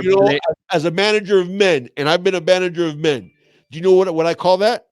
What? No backbone, no balls, no guts, no glory. Okay, because I'm going to tell you right now, if I'm in his position, you ain't going to go out there half-ass anything.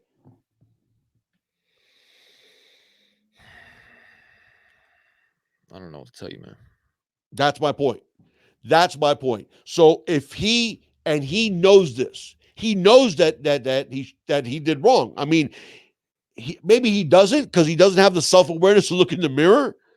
He definitely. I just think when you have a desperate fan base and you start benching your best players and it starts costing you games, I do not think you will survive as a first-year head coach. You don't have with no credibility as a head coach. Dude, you Big don't dog, you think do that over and over again. It's not like you have to do that for the whole season.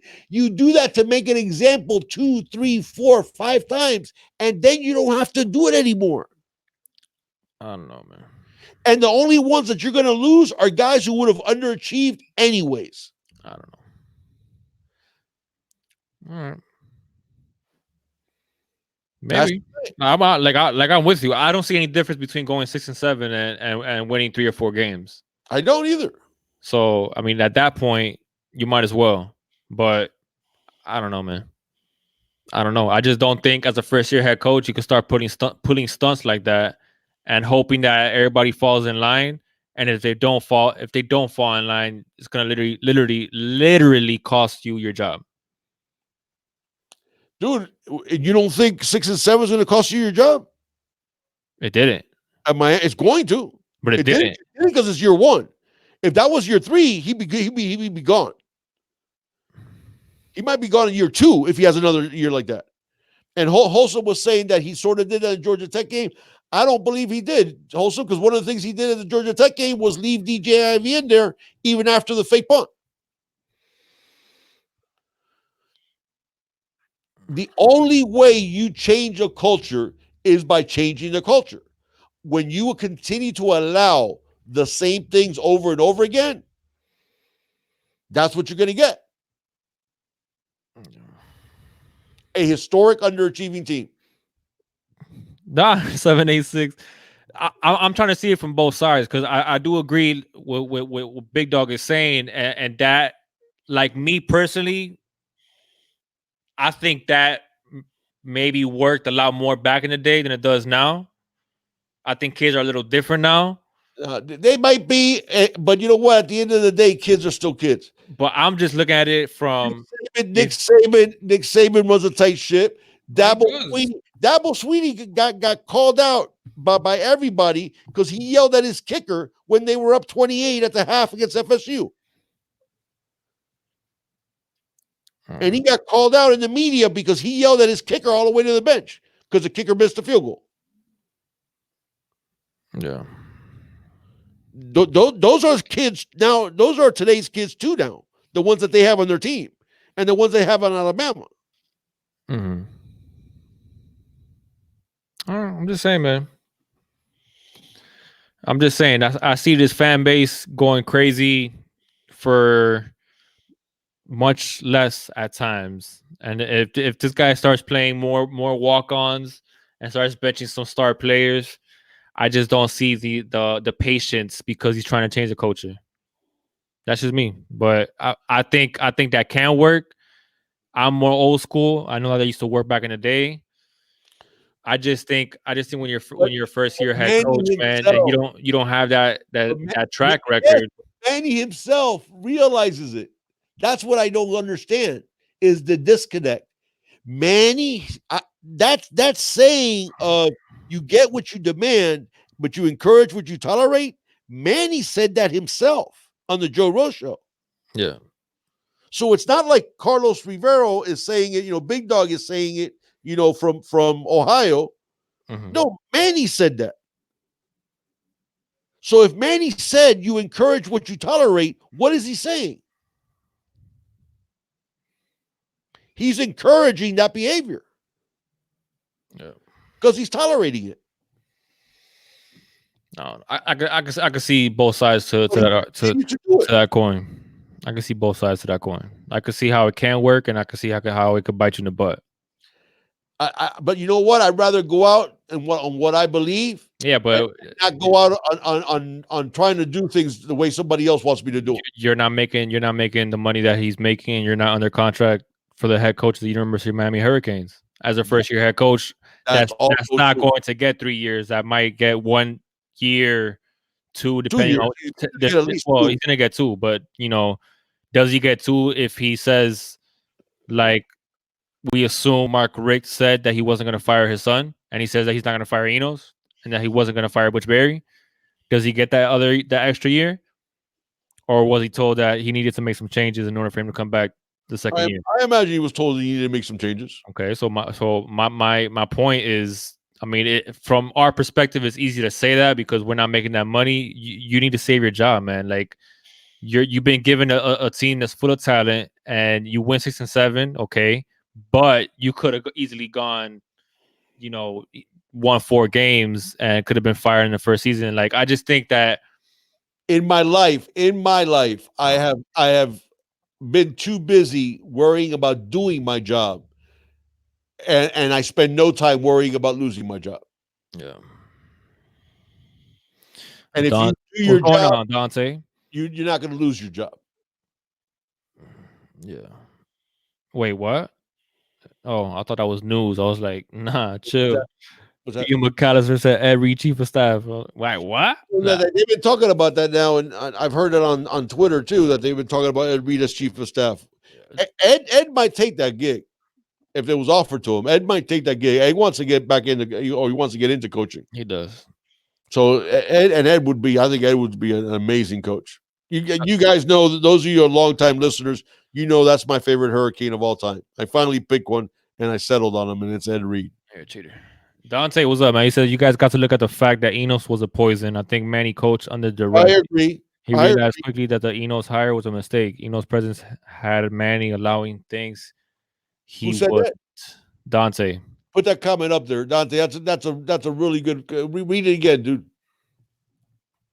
You guys got to look at the fact that Enos was a poison. I think Manny coached under duress. He realized quickly that the Enos hire was a mistake. Enos' presence and Manny allowing things he wouldn't. Dante, I think that has a lot of beef to it. I do. I think you have a lot of meat there. I think that comment was pretty spot on as usual. Most of your comments are always spot on. Yeah, I see that, and I do think Enos was a poison. I do. I think Enos. You could tell the Enos definitely lost Jaron way back, and you could tell Enos probably lost other members of the team. Enos's personality was really, I was surprised at that. I was surprised, number one, that he was as stubborn as he was, and number two, that he was as negative as he was, having been a player. That part I do agree. I do agree with Dante. I do think that you got some truth there. There's some truth there for sure. And that was a really good comment, Dante, as usual by you. Who is that guy, Lingard? Yeah. What are they talking about? Who is this Lingard we speak of? The Florida Gator? Yeah, that really rubbed me the wrong way. That rubbed me the wrong way. But you know what? Good luck to the young man, and may he succeed in life, and I wish him. Now he started snitching, man. That's another thing. It was like a Yeah. double whammy. Oh, I'm gonna go to UF and I'm gonna snitch on all of y'all. Yeah, that was, and I'll tell you what. What does I say? I never go at young men. Man, that young man deserves to be gone at. That young man deserves to be gone at with what he did on his way out the door, and then going to the Gators of all teams. You know what? I'll take the high road. I'll take the high road. I'll tell you. I'll put it this way. I hope he grows up. That's the best thing I can say. I hope Lorenzo Lingard grows up, and you guys know I like Lorenzo Lingard, and I would have loved seeing him playing for Miami, but he didn't show me too much class on the way out the door. Yeah, but they didn't show him anything either. No, but listen, that whole thing was a mess. That whole thing when they were talking about him he was on social media saying that he was ready to play, and then Manny comes up and says that he told him that mentally his knee wasn't ready. Maybe Manny was lying. Red shirt. Maybe Manny was lying. It could have been. Could have been. Who knows? That was just weird. And you know what? He was mad. I will say that. I don't know, man, because like I hope you grow up, and I hope you learn from your mistakes, Lorenzo. The whole thing with Knight and stuff like that, and then him tweeting out these cryptic tweets like, oh, that he can't believe what they're telling these jits and whatnot. So you got to wonder what really went on there. I don't know. But she didn't show me anything what he did going out the door, though. Snitching on his buddies. Yeah, he did snitch. Yeah, so that didn't show me any class on his part either. So you're right that there is a code, huck off. I'll just say for now, and I'll say huck off. Huck off said that Lingard broke the code. That's right. No, he did. That's right. You don't do that to your teammates heading out the door. I hope so, Jay. I hope Tate comes through, but I don't see it. What? His family. Jay says his family member is coming. Oh, Avante. Yeah. Let's hope. Let's hope, Jay. Yeah, it looks good. I don't know if you guys saw that. 247 had an article, and it was Steve Wilfong, who's the head dude that wrote the article, that he heard some really good things from Avante. Mr. Rubicon said Avante zero chance. Listen, the crystal balls have him going to Florida, and he also is visiting Georgia. But Steve Wilfong, who's the head director, and usually Steve Wilfong, the writers are the ones that do the crystal balls a lot quicker. It takes him a lot longer to really get on the to do a crystal ball. That's why his percentage is much higher. His percentage is like in the 90s. He's a director of recruiting for 247. And he wrote the article about Avante Williams, and he said he had a source that said that the Hurricanes are in the lead for Avante, and it's because of the relationship that he has with Efrain Banda. And he tweeted out something about that, that relationships are what matters most, or something along those lines, that Avante tweeted out. And he was talking about Banda, because Banda has been really recruiting Avante since he was like in the 9th grade, and they've become really close. And that's listen, there's some traction there. There's some traction with Avante. I'm not saying, obviously, if we weren't 6-7, if we would have been 10-3, I think Avante would have committed to us already. But according to this source, the record doesn't matter as much as relationships do. And he said that the best relationship he has with a coach, he has with Efrain Banda. So it would be nice. Let's see what happens. It would be nice. I'd love to get Avante. I don't know if you guys had a chance. We did. He's one of the guys that we broke down. It's in a video in our library. So take a look at Avante. Some his film jumps out at you. I mean, he's tremendously athletic, and a really good safety. I really like Avante quite a bit. So let's hope that. And again, listen. One thing I will say, and Tabardine, this is for you, Manny. When it comes to selling people on your vision, you are the man, dude. I would make you my sales manager at my dealership any day of the week. You can sell the dude. My lawyer. Yeah, my lawyer. He'll get you off on anything, man. Manny, the way he sells his vision to people. Oh, Anthony, what do you say, Anthony? He says, Anthony. How was our New Year's? A good Anthony. In the hospital, he was watching the ball drop, quote unquote, with my twins in the NICU. That was pretty much so. So my New Year's was good, man. Yeah. So, and let's see what ends up happening. Other news on the recruiting front to talk about. You guys know we got commitment from Keyshawn Smith, wide receiver from San Diego. Got to see a lot of his film already. His long range speed doesn't impress me as much as his acceleration. He has a little bit of a he's tall, he's bigger, he's 6 foot even. He's light though, he's like 175 pounds. But he has that like Jeff Thomas like acceleration burst. This Keyshawn Smith. I was really listen. I like the wide receivers that we got.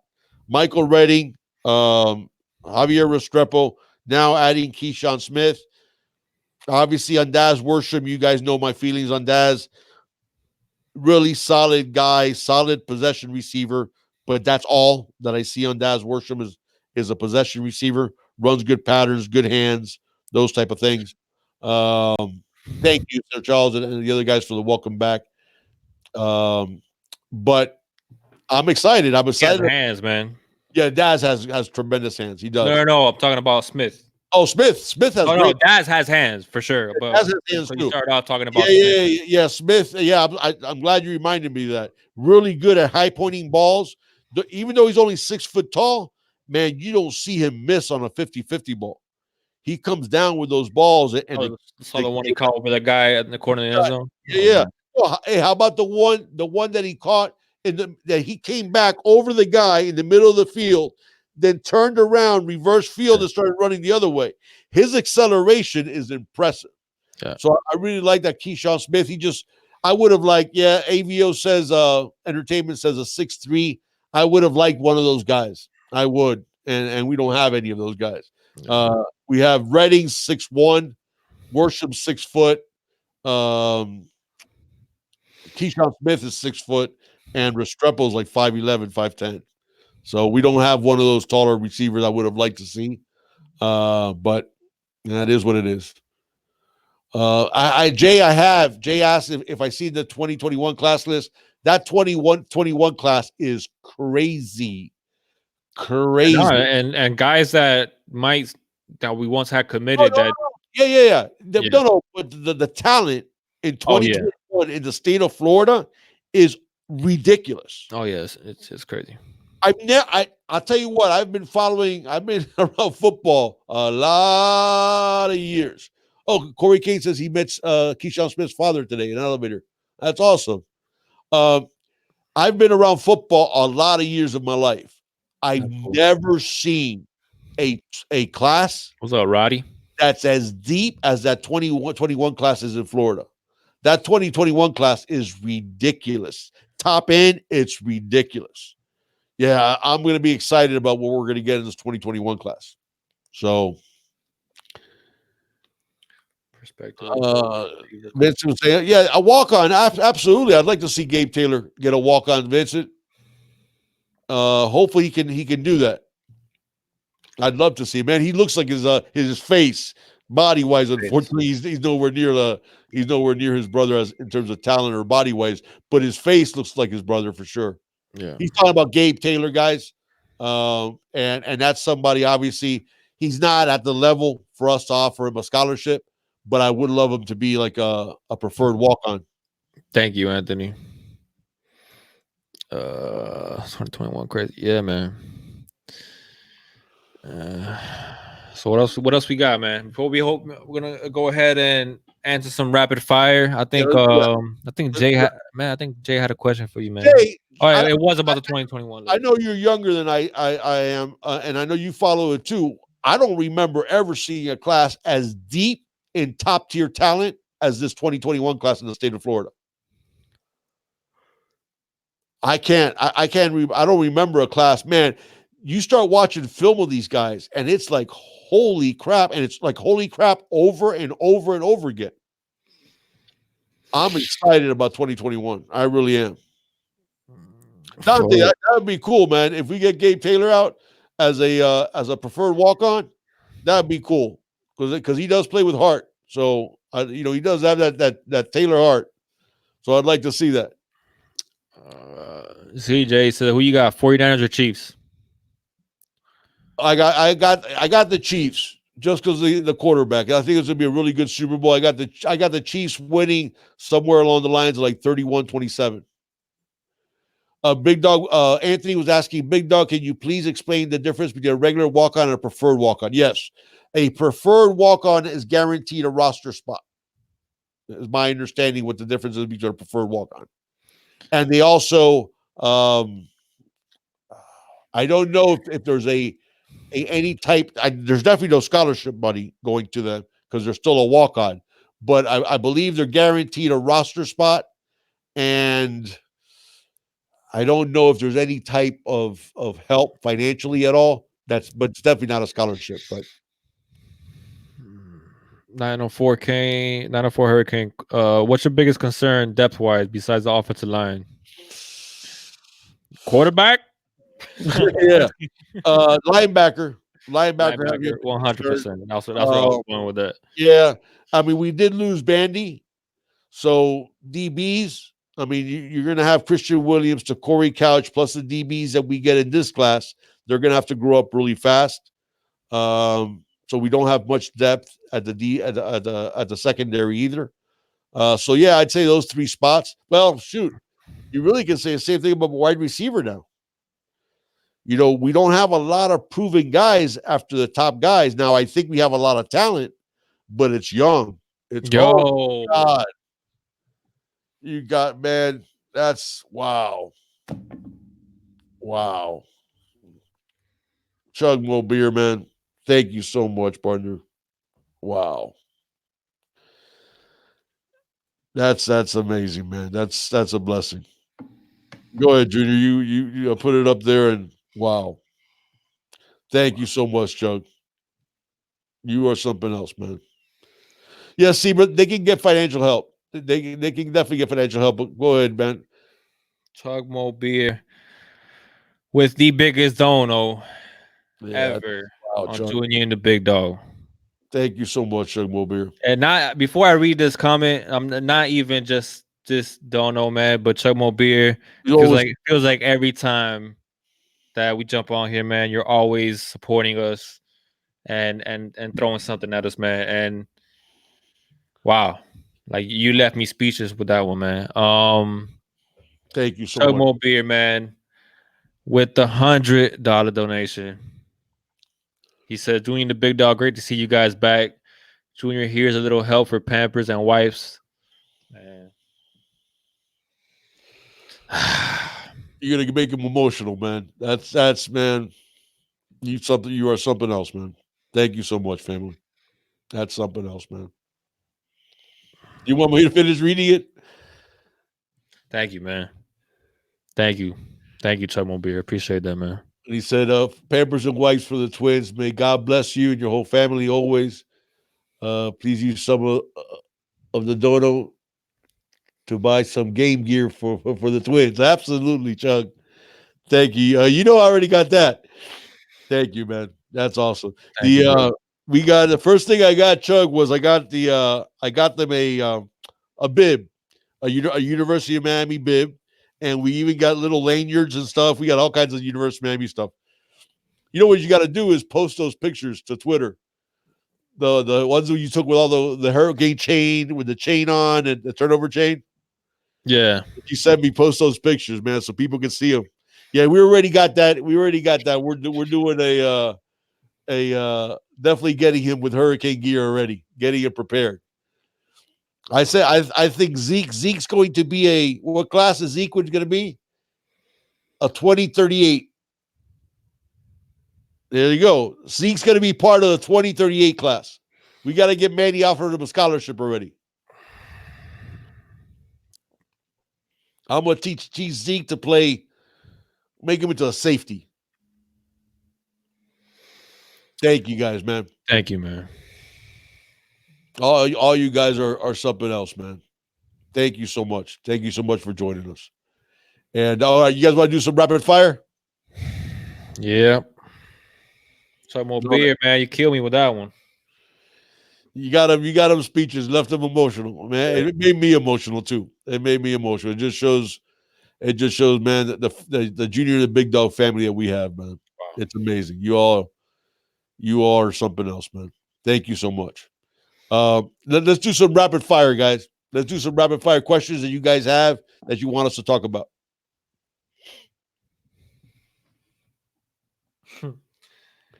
Key Rat King says, "Good night, guys. Wife is jodiendo to help kids with homework."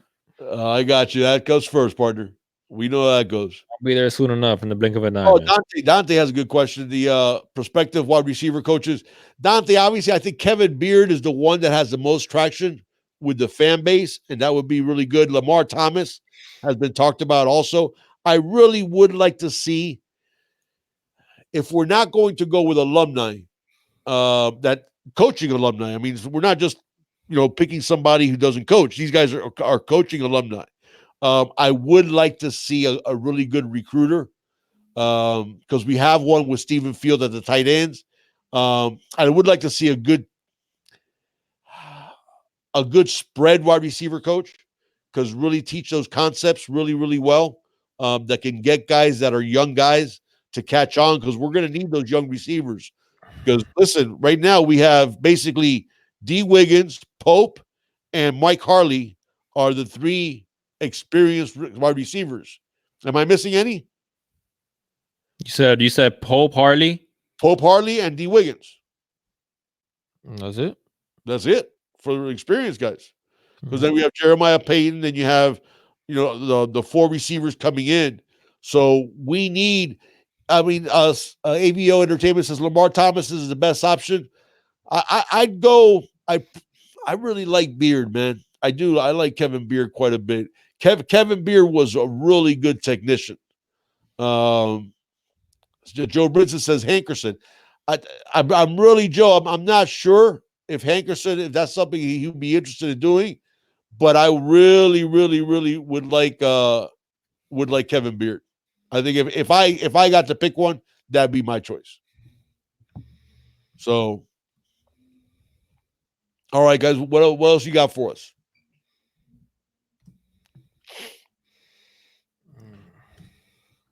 I wanted to see something. Taylor's a good Dante. That's a good one too, though. Yeah, that's a good one too, and he has experience teaching wide receivers in the spread too. Listen, we got to get, man, we have to develop those young wide receivers better than we've been doing. And we got to get them involved, but we also need help on the recruiting trail. Because really, top-tier recruiters, Field, Rhett Lashley is obviously a hell of a recruiter. Listen, people can say what they want, but you look at Rumpf. Rumpf got us Isaiah Dunson. So, and that's a late 4-star guy. So that's, we have some good recruiters, but yeah, I would like to see. Patrick Porter says David Cooney. Patrick, that's a good one.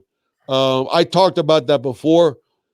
David Cooney's one of these guys, man, that we need to not lose. And if he wants to, and it seems like he does want to coach.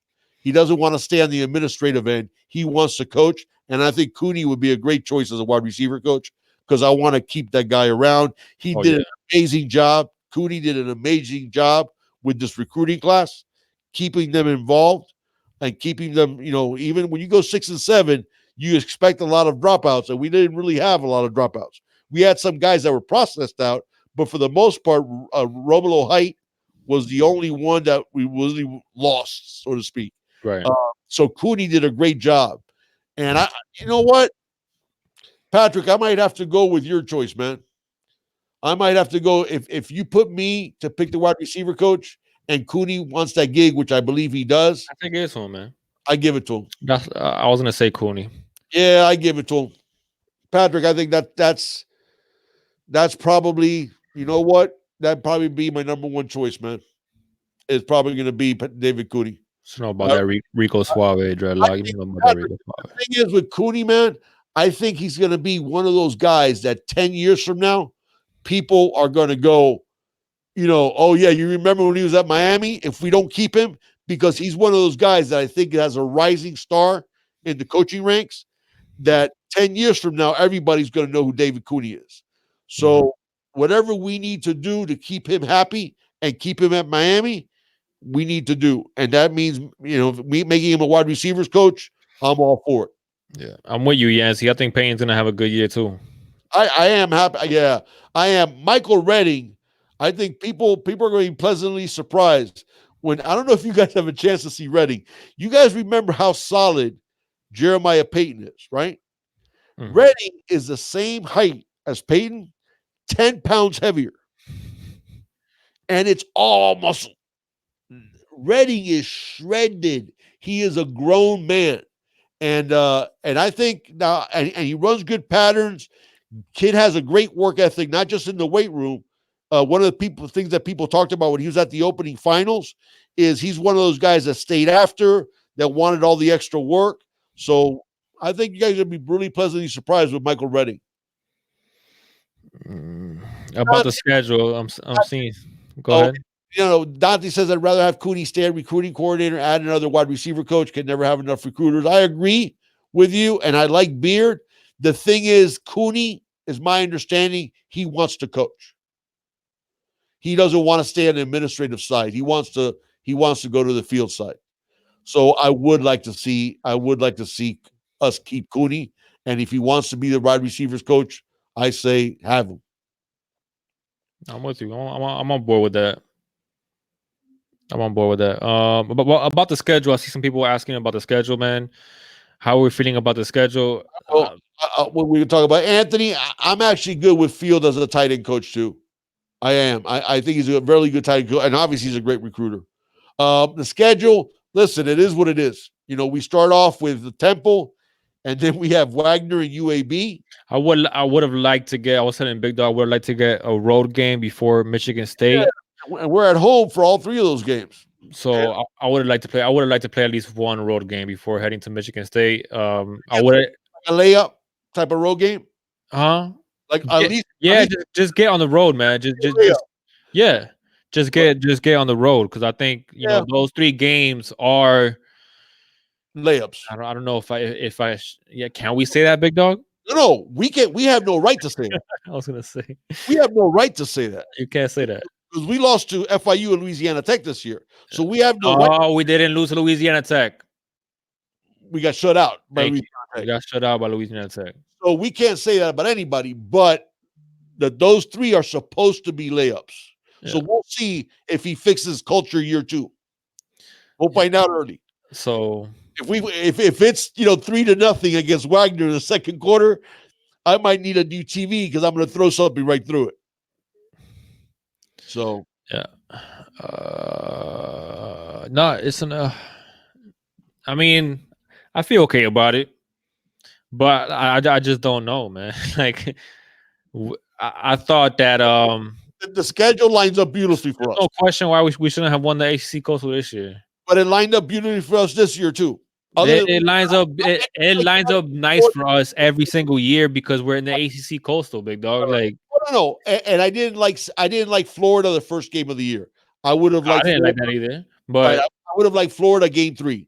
Come on, man. Like I do want to play Florida, but I wanted them game 3. I don't think the ACC Coastal is as bad as some of the so-called experts may say out there, but it's not good. It's not good. Yeah, it's not anywhere near what it would. We're not the Atlantic. We don't got Clemson sitting in there, as the. Trying to chop wood off of that giant every single year. So, yeah, Austin. I talked about him earlier. Keyshawn Smith is the wide receiver, 6 foot, 175 pounds. Great acceleration. I don't have his measurables because he hasn't been clocked officially. but looked to me like a 4 or 5 guy, but a lot of acceleration. That top gear wasn't necessarily all that impressive, but his acceleration is.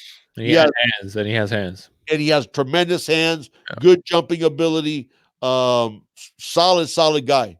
Keyshawn Smith, I really liked him. Calvin Dixon says, who's my number 2 running back? Oh, Calvin, man. Damn. Calvin, why are you doing this to me? Oh, man, that's going to be so tough. Oh, Calvin, early in the year or later on in the year? Can I split my my pick?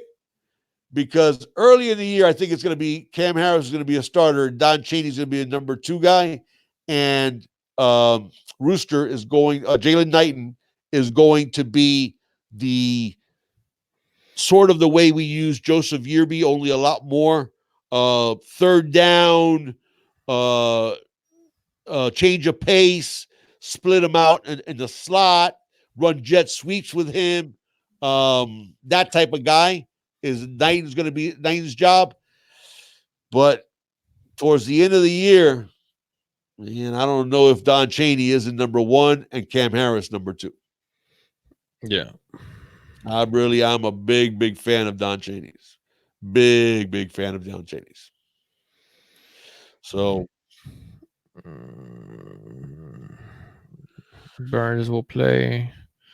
Harris and Rooster. Sure. Yeah. And Rhett Lashley will use him, I think, in short yardage situations, especially, which is what Dan Enos should have done, which we only said 300 times during the season. And of course, Enos didn't use him until the 12th game of the year in short yardage. And that's another thing, man. Even coming off of those losses, we still got Jalen Knighton. Oh yeah, no, dude. Like, I don't know what Manny is doing, man. It's amazing. Daz Worsham, we pulled him out of Alabama. Yeah, I don't know. Dunson, FSU. I don't know about that, Uncle Joe, about us destroying UNC, because we do have them coming off a bye week. I know we have them at home this year, but we have UNC coming off a bye week, and you know how we are coming off of bye weeks. Yeah. So that's a game to look out for. Yeah. It's gonna be Chaney and Rooster at the end of the year. Yeah, man. I don't know, because I really like I like Harris, man. I think Harris is one of those guys that he needs to. We said this before. He needs to get into the flow of his game and into the game, and he needs to get more and more carries for him to start some breaking some. And I just feel like Cam Harris is one of those backs that just gets better as the game goes on. If that makes any sense to me, I see what you're saying, and you're right. The difference is, man, Chaney just is one of them dudes, man. He is. Chaney's just one of them dudes. He is one of them dudes that you give him a hole, and it's not looking good for you able to get him on the ground. I'm with you, A63. Chaney's special, man. Chaney's special. That's a special dude. And not, listen, don't take anything from Rooster either. Jalen Knighton can ball. Okay, and let me tell you something. When I mentioned Yearby, I'm talking about usage. In terms of ceiling, he has a much higher ceiling than Joseph Yearby did. Because Rooster, and let me tell you something. I know his nickname's Rooster, but people have this idea that he's just a speed guy. Go watch his film. Go watch Jalen Knighton's film. He finishes his runs. Yeah, he does. He might only be a $195, but he'll put a shoulder into you, and he finishes his runs. Yeah, Austin, absolutely. Knighton's a perfect fit for this offense, man. Yeah, a perfect fit, and using him out as a receiver, which Rhett Lashley loves to do. That's one of the things. By the way, guys, one of the things you are going to see with Lashley, and I noticed this at SMU, and I've noticed this before, he's not going to have that deep rotation, which I'm so glad to finally have an offensive coordinator that doesn't believe in that deep rotation. You look at the amount of targets for his top receivers, they got all the targets. So he's not one of those guys that likes rotating 6 guys in. He's going to pick his 3-4 guys, and those are going to get the lion's share of the targets. So That's going to be big, and I'm glad to see that. I'm glad to see that because that creates a competition to earn that way on their field. But what I was telling you about Rooster, man, people don't get it twisted, man. He can put a shoulder into you and run you over. Tell you right now. He could for sure. So I still listen. Again, I have to go like this and bow to Manny Diaz and to David Cooney, because how you end up with Don Chaney and Jalen Knighton in your recruiting class on a 6-7 season, God bless, man. God bless. You're looking at two superstar running backs in our class for the second time in 2 years. Yeah. We did it in 2018 with Lingard and Cam Harris. They were two top 10 running backs. Do it again with Don Chaney and Jalen Knighton. Wow. Yeah. Austin says top 3 target. That's actually a good question. Before which one are you talking about, Big Dog? The top 3 targets. Yeah, that one. Okay. AVO Entertainment says top 3 targets next year. I'll go in order.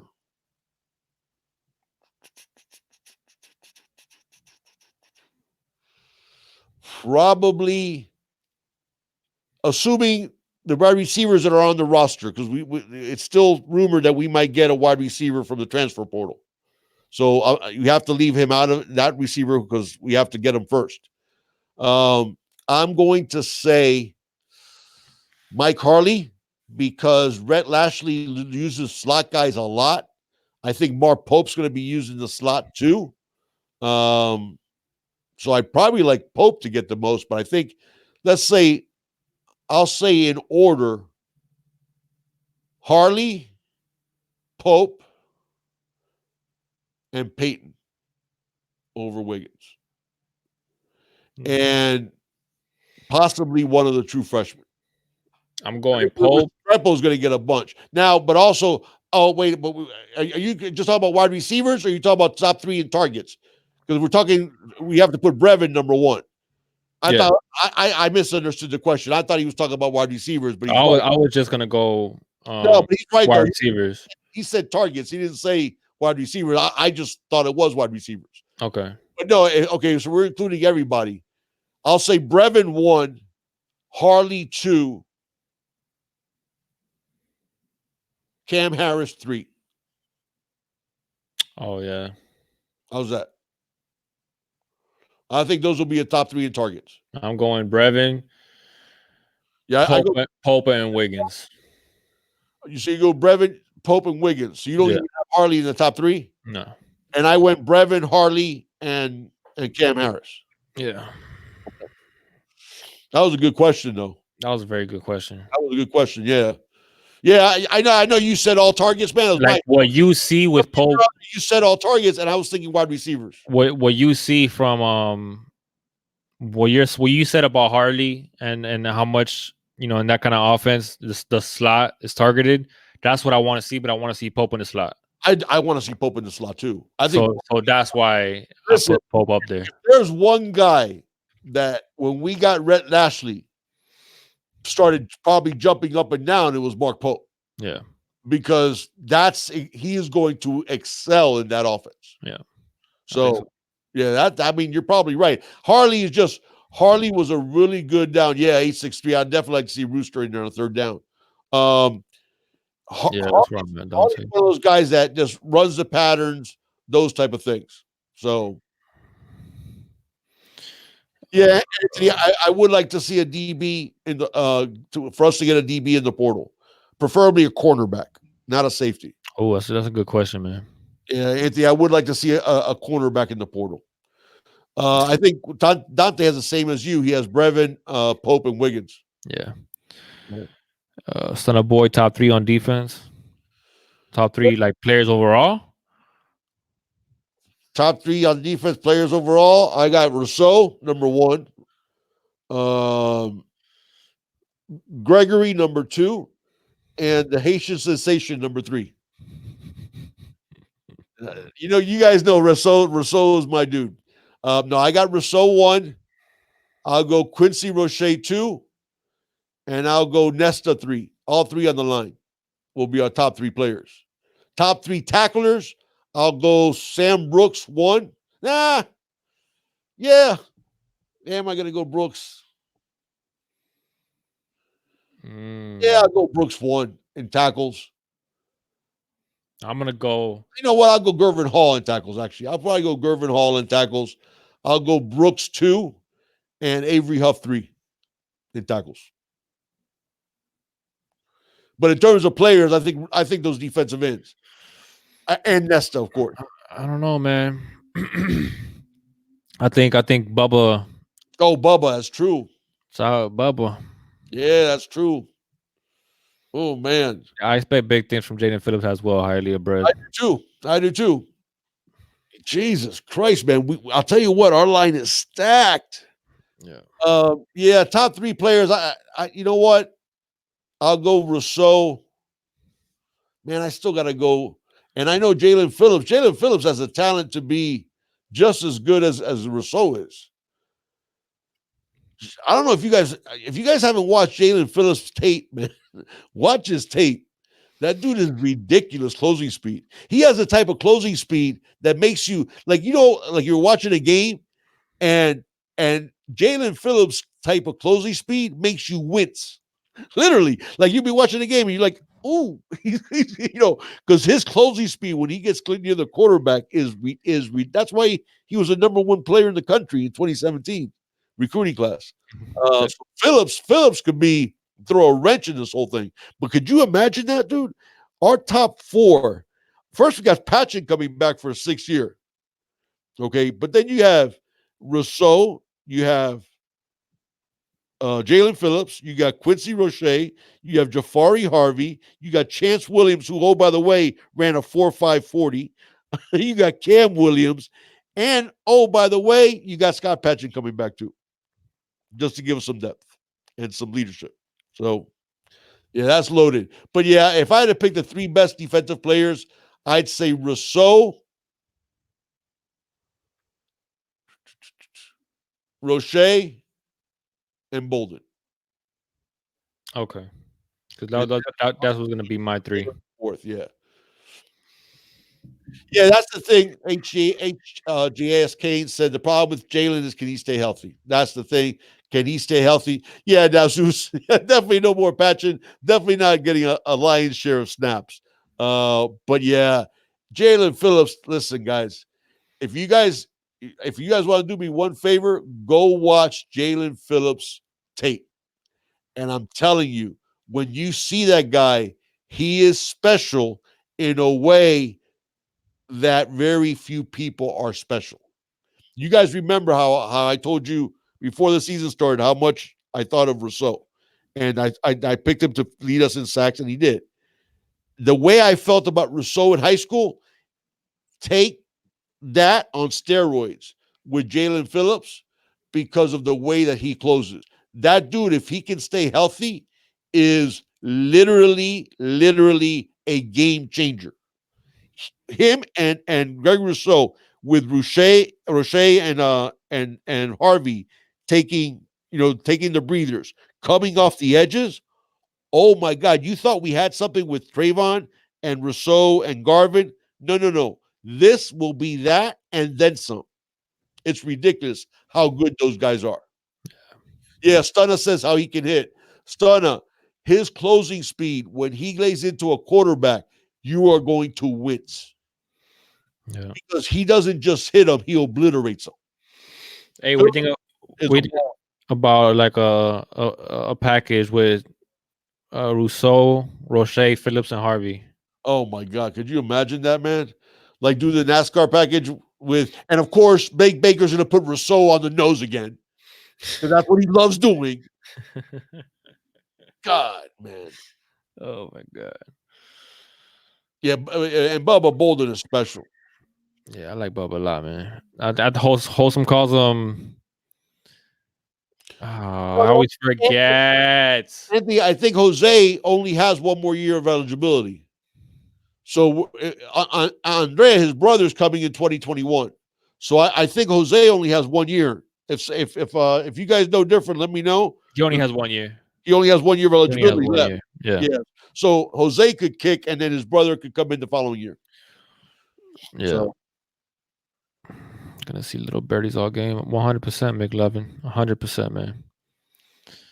no, I'll tell you what. Now, if you're a quarterback, you're not looking forward to play Miami. I can tell you right now, you're not looking forward to play The Miami. light skinned warrior, Wholesome. That's The what light skinned warrior. that's what Bubba Bolden is. Thank you. I was No, hoping you were still in this here year, so you could say. this year, I'm expecting. Oh, everybody knew. Everybody else knew what it was. Yeah, yeah. I think this year, Wholesome.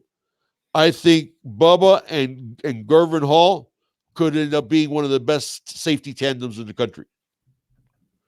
I just hope, obviously, that your light skinned warrior stays healthy. Yeah, me too, man. So No more celebrations. yeah, Gervin needs to stay the hell away from him. I'm picking the Niners to win the Super Bowl. You going with the Niners? I'm going with the Niners. I'm going. Ooh, Yeah, you remember when I got the exact score prediction right Yeah. on the Patriots and the Falcons? I didn't think it was gonna happen in that fashion the way it did, but if I would have put some money on that, man, I could have. Wow. But let me go with a score to the Super Bowl. Even though we got some time next week because it's not until 2 weeks from now.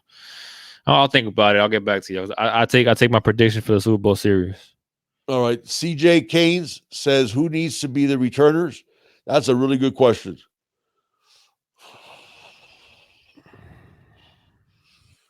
Man, you know what? I like one cut running backs to be kick returners. And that definition is Don Shea. Well, yeah. I've always not punt returners. Punt returners is a different skill set. Kick returners, kickoff returners. I've always liked one cut running backs. That's a good question, man. Like who are they gonna put back there? I'd like to see Chaney returning kicks. I'd like to see Pope get some shots back there. Pope has made us nervous, though. Yeah, he needs to put on a little bit of weight too.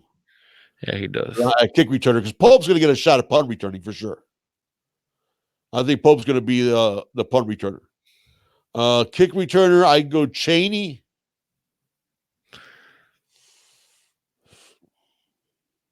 You know what? I got to go Chaney and Pope, man. I got to go Chaney and Pope. I'm with that. And punt returners, I want to see Pope. And who else would I want to see as a punt returner?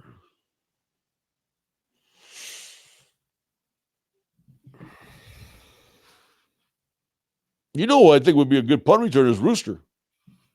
I think he would too. I think he'd be a really good punt returner. Yeah, so I those are probably the two I go. Restrepo, yeah, HJS. Oh, Restrepo could return punts too. Hey, you want to go ahead and wrap it up, big dog? Yeah, let's wrap it up. I'm struggling over here. D. John says he's drinking the Kool-Aid. Listen, DJ, it's hard not to get excited, man. When you see I still don't know how he did it. Wait, before we wrap it up, because I might forget this. What's that? Category 5. Oh, that's right. Category 5. Tuesday. Prime time, 8 p.m. On whose channel are we doing it? Not sure. I'm waiting. Hopefully, Wholesome's still in here. Wholesome, if you're in here, I don't know. It might be on Wholesome's channel. Might be on Wholesome's channel. Might be on Wholesome's or Paul's. But regardless. But yes, guys, category 5 on Tuesday. This week coming up, Tuesday, 8 p.m. Man. Yep, Jay, I do like that, man. I do like the idea of Ed Reed as chief of staff. I think Ed would take the way that they described the position. I think Ed would take that, and I think that's a big. Listen, any dude that can flash a Super Bowl ring, a national championship ring, and a yellow blazer, that carries some weight. That carries some weight with a lot of people and a lot of young guys. And when you make Ed Reed chief of staff, and he has those rings on his fingers and that yellow blazer's hanging at home, when he talks, these young men will listen. So I love the idea of Ed Reed coming in as chief of staff. It's on Paul's channel. Thank you, also. So you already know, man. Miami Hurricanes talk. 8 o'clock. Yeah. Miami Hurricanes talk. Anthony said, Big Dog and Junior, before you guys go, what are you guys' predictions for our Dolphins in the draft this year? Do you guys want us to draft a quarterback, or do you want us to wait till 2021? If Tua is there, Anthony, at number 5, You have to take him. I say you have to take him. Yeah, either Tua or Herbert. I'll say either one.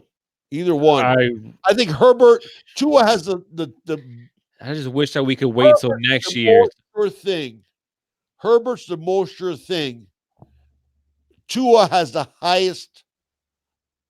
Tua's the more talented guy. Herbert is the more sure thing, and he's big and strong. Tua is brittle. But if either one is there at 5, I think we have to take him at quarterback. Oh, my fault, man. It's not Miami Hurricanes talk no more. It's Paul Scoop on the U. Oh, I'm sorry. That's right, guys. Our bad. I didn't know, man. He must have changed it when I was gone. We talked about it. Yeah, when you were gone, he changed it. Okay. Paul Scoop on the U. It'll be the channel Tuesday, 8 o'clock, guys. All right. My bad, Paul. Lakers all day, but Lakers all day. We need everything. We need everything with the Dolphins, though. But look, hey, I'll be fine. I'll be fine trading down. Yeah, no. Listen, if getting some more picks, get somebody's in love with Tua, and they wanna shower us with picks. I say do that. Yeah, Austin Kane. I did see a championship game. My thoughts on it is, I wish we had more first round picks that we could possibly give the Bengals for Joe Burrow, man. Wow, man, that to be the greatest season in college football history. Guys, I will give up everything. They beat 6 teams in the top 10 this year. LSU beat 6 teams. First time since 1938 that a team beat 6 teams in the top 10. Yeah. What a year Joe Burrow had. Most incredible year I've ever seen out of a quarterback. Yeah. 76, what is 76 and change completion percentage? No, it's ridiculous.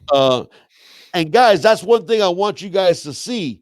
That's the same dude that completed 58% the year before. Yeah. But he also had a tremendous receiving core that all came of age at the same time. Good running back with Hilaire. Listen, what an amazing season by Burrow, and they deserve it. They really do. I wouldn't be the best team in college football this year. Hey, Stunner Boy, take it easy, man. Have a good one, Stunner Boy. Yeah. Dante, if we could trade down and get a boatload of picks, absolutely. Yeah, I'm with you, Baby Shaq. I'm with you. That was always been my concern about Tua, but I mean, listen, he's gonna get the opportunity to work out and to showcase, Baby Shaq. That's exactly what we were talking about with Tua. Is man, there was games Tua. I mean, defensive linemen weren't within the same area code that Tua was in, and he still kept getting hurt. Yeah, and like you said, behind one of the best offensive lines in the country, and you're still getting banged up all the time. That's the scary part on Tua. Yeah. So who knows? But in terms of talent wise, young man has talent. Yeah, he does. Young man has a lot of talent. Yeah. So D. John says maybe Joe Brady will coach at the U someday. Yeah, he took over the OC with the Panthers. Yeah. So yeah, that is going to be interesting, Austin. That is. I mean, traditionally, 2 college guys like that going to the NFL usually doesn't bode well. But let's see. Let's see what happens. Yeah, 2 of them might get her working out, McLovin says. Yeah, dude. I'll tell you what, you saw that injury on the hip.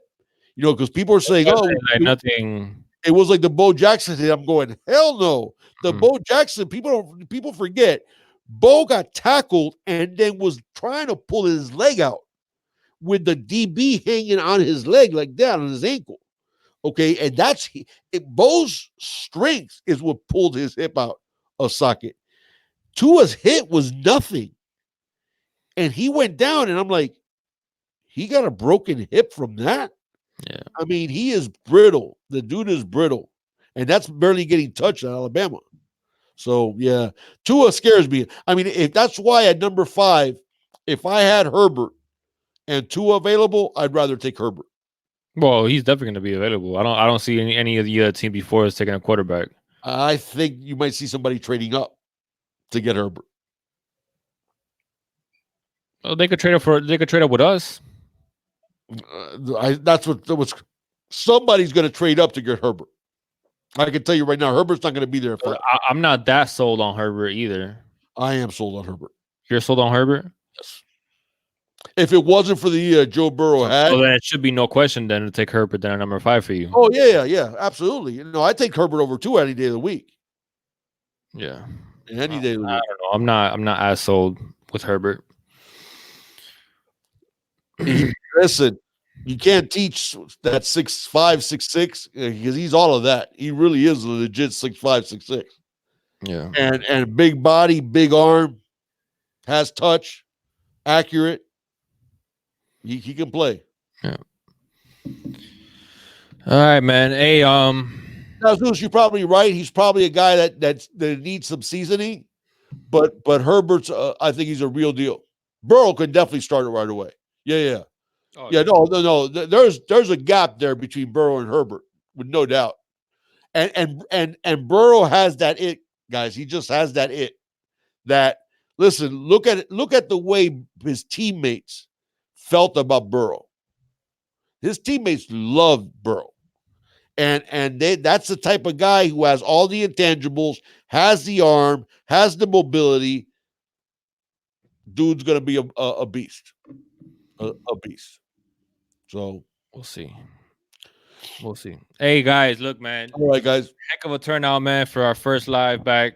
Thank you guys so much for tuning in. Be on the lookout for Category 5, man, on Tuesday on Paul Scoop on the U on over on his channel with me, Wholesome One, and Paul, and obviously the big dog. Keep it going. Yeah, man. Hey, if you guys are new here, we didn't do our. That's how you know we're rusty. If we seemed rusty, I know I'm a little tired. Big dog is getting over a cold, and we haven't done this for quite some time. So if we were a little rusty, we apologize. But if you enjoyed the content, man, if you would like to see more, please subscribe, hit the notifications bell, so you get notified anytime we do upload a video. Hit that like button on your way out if you can, to help us out, man. And thank you so much for the donos, man. Big shout out to all of you guys. We really do appreciate it. And yeah, what else you got, big dog? No, nothing. You good? Yeah, I was just looking at some of the comments. All right, man. Hey, with that being said, thank you guys so much. Have a good night. It is, as always, it's all about this you. Thank you, guys. Have a great night, guys. Good night, Thank you so much. Love you guys.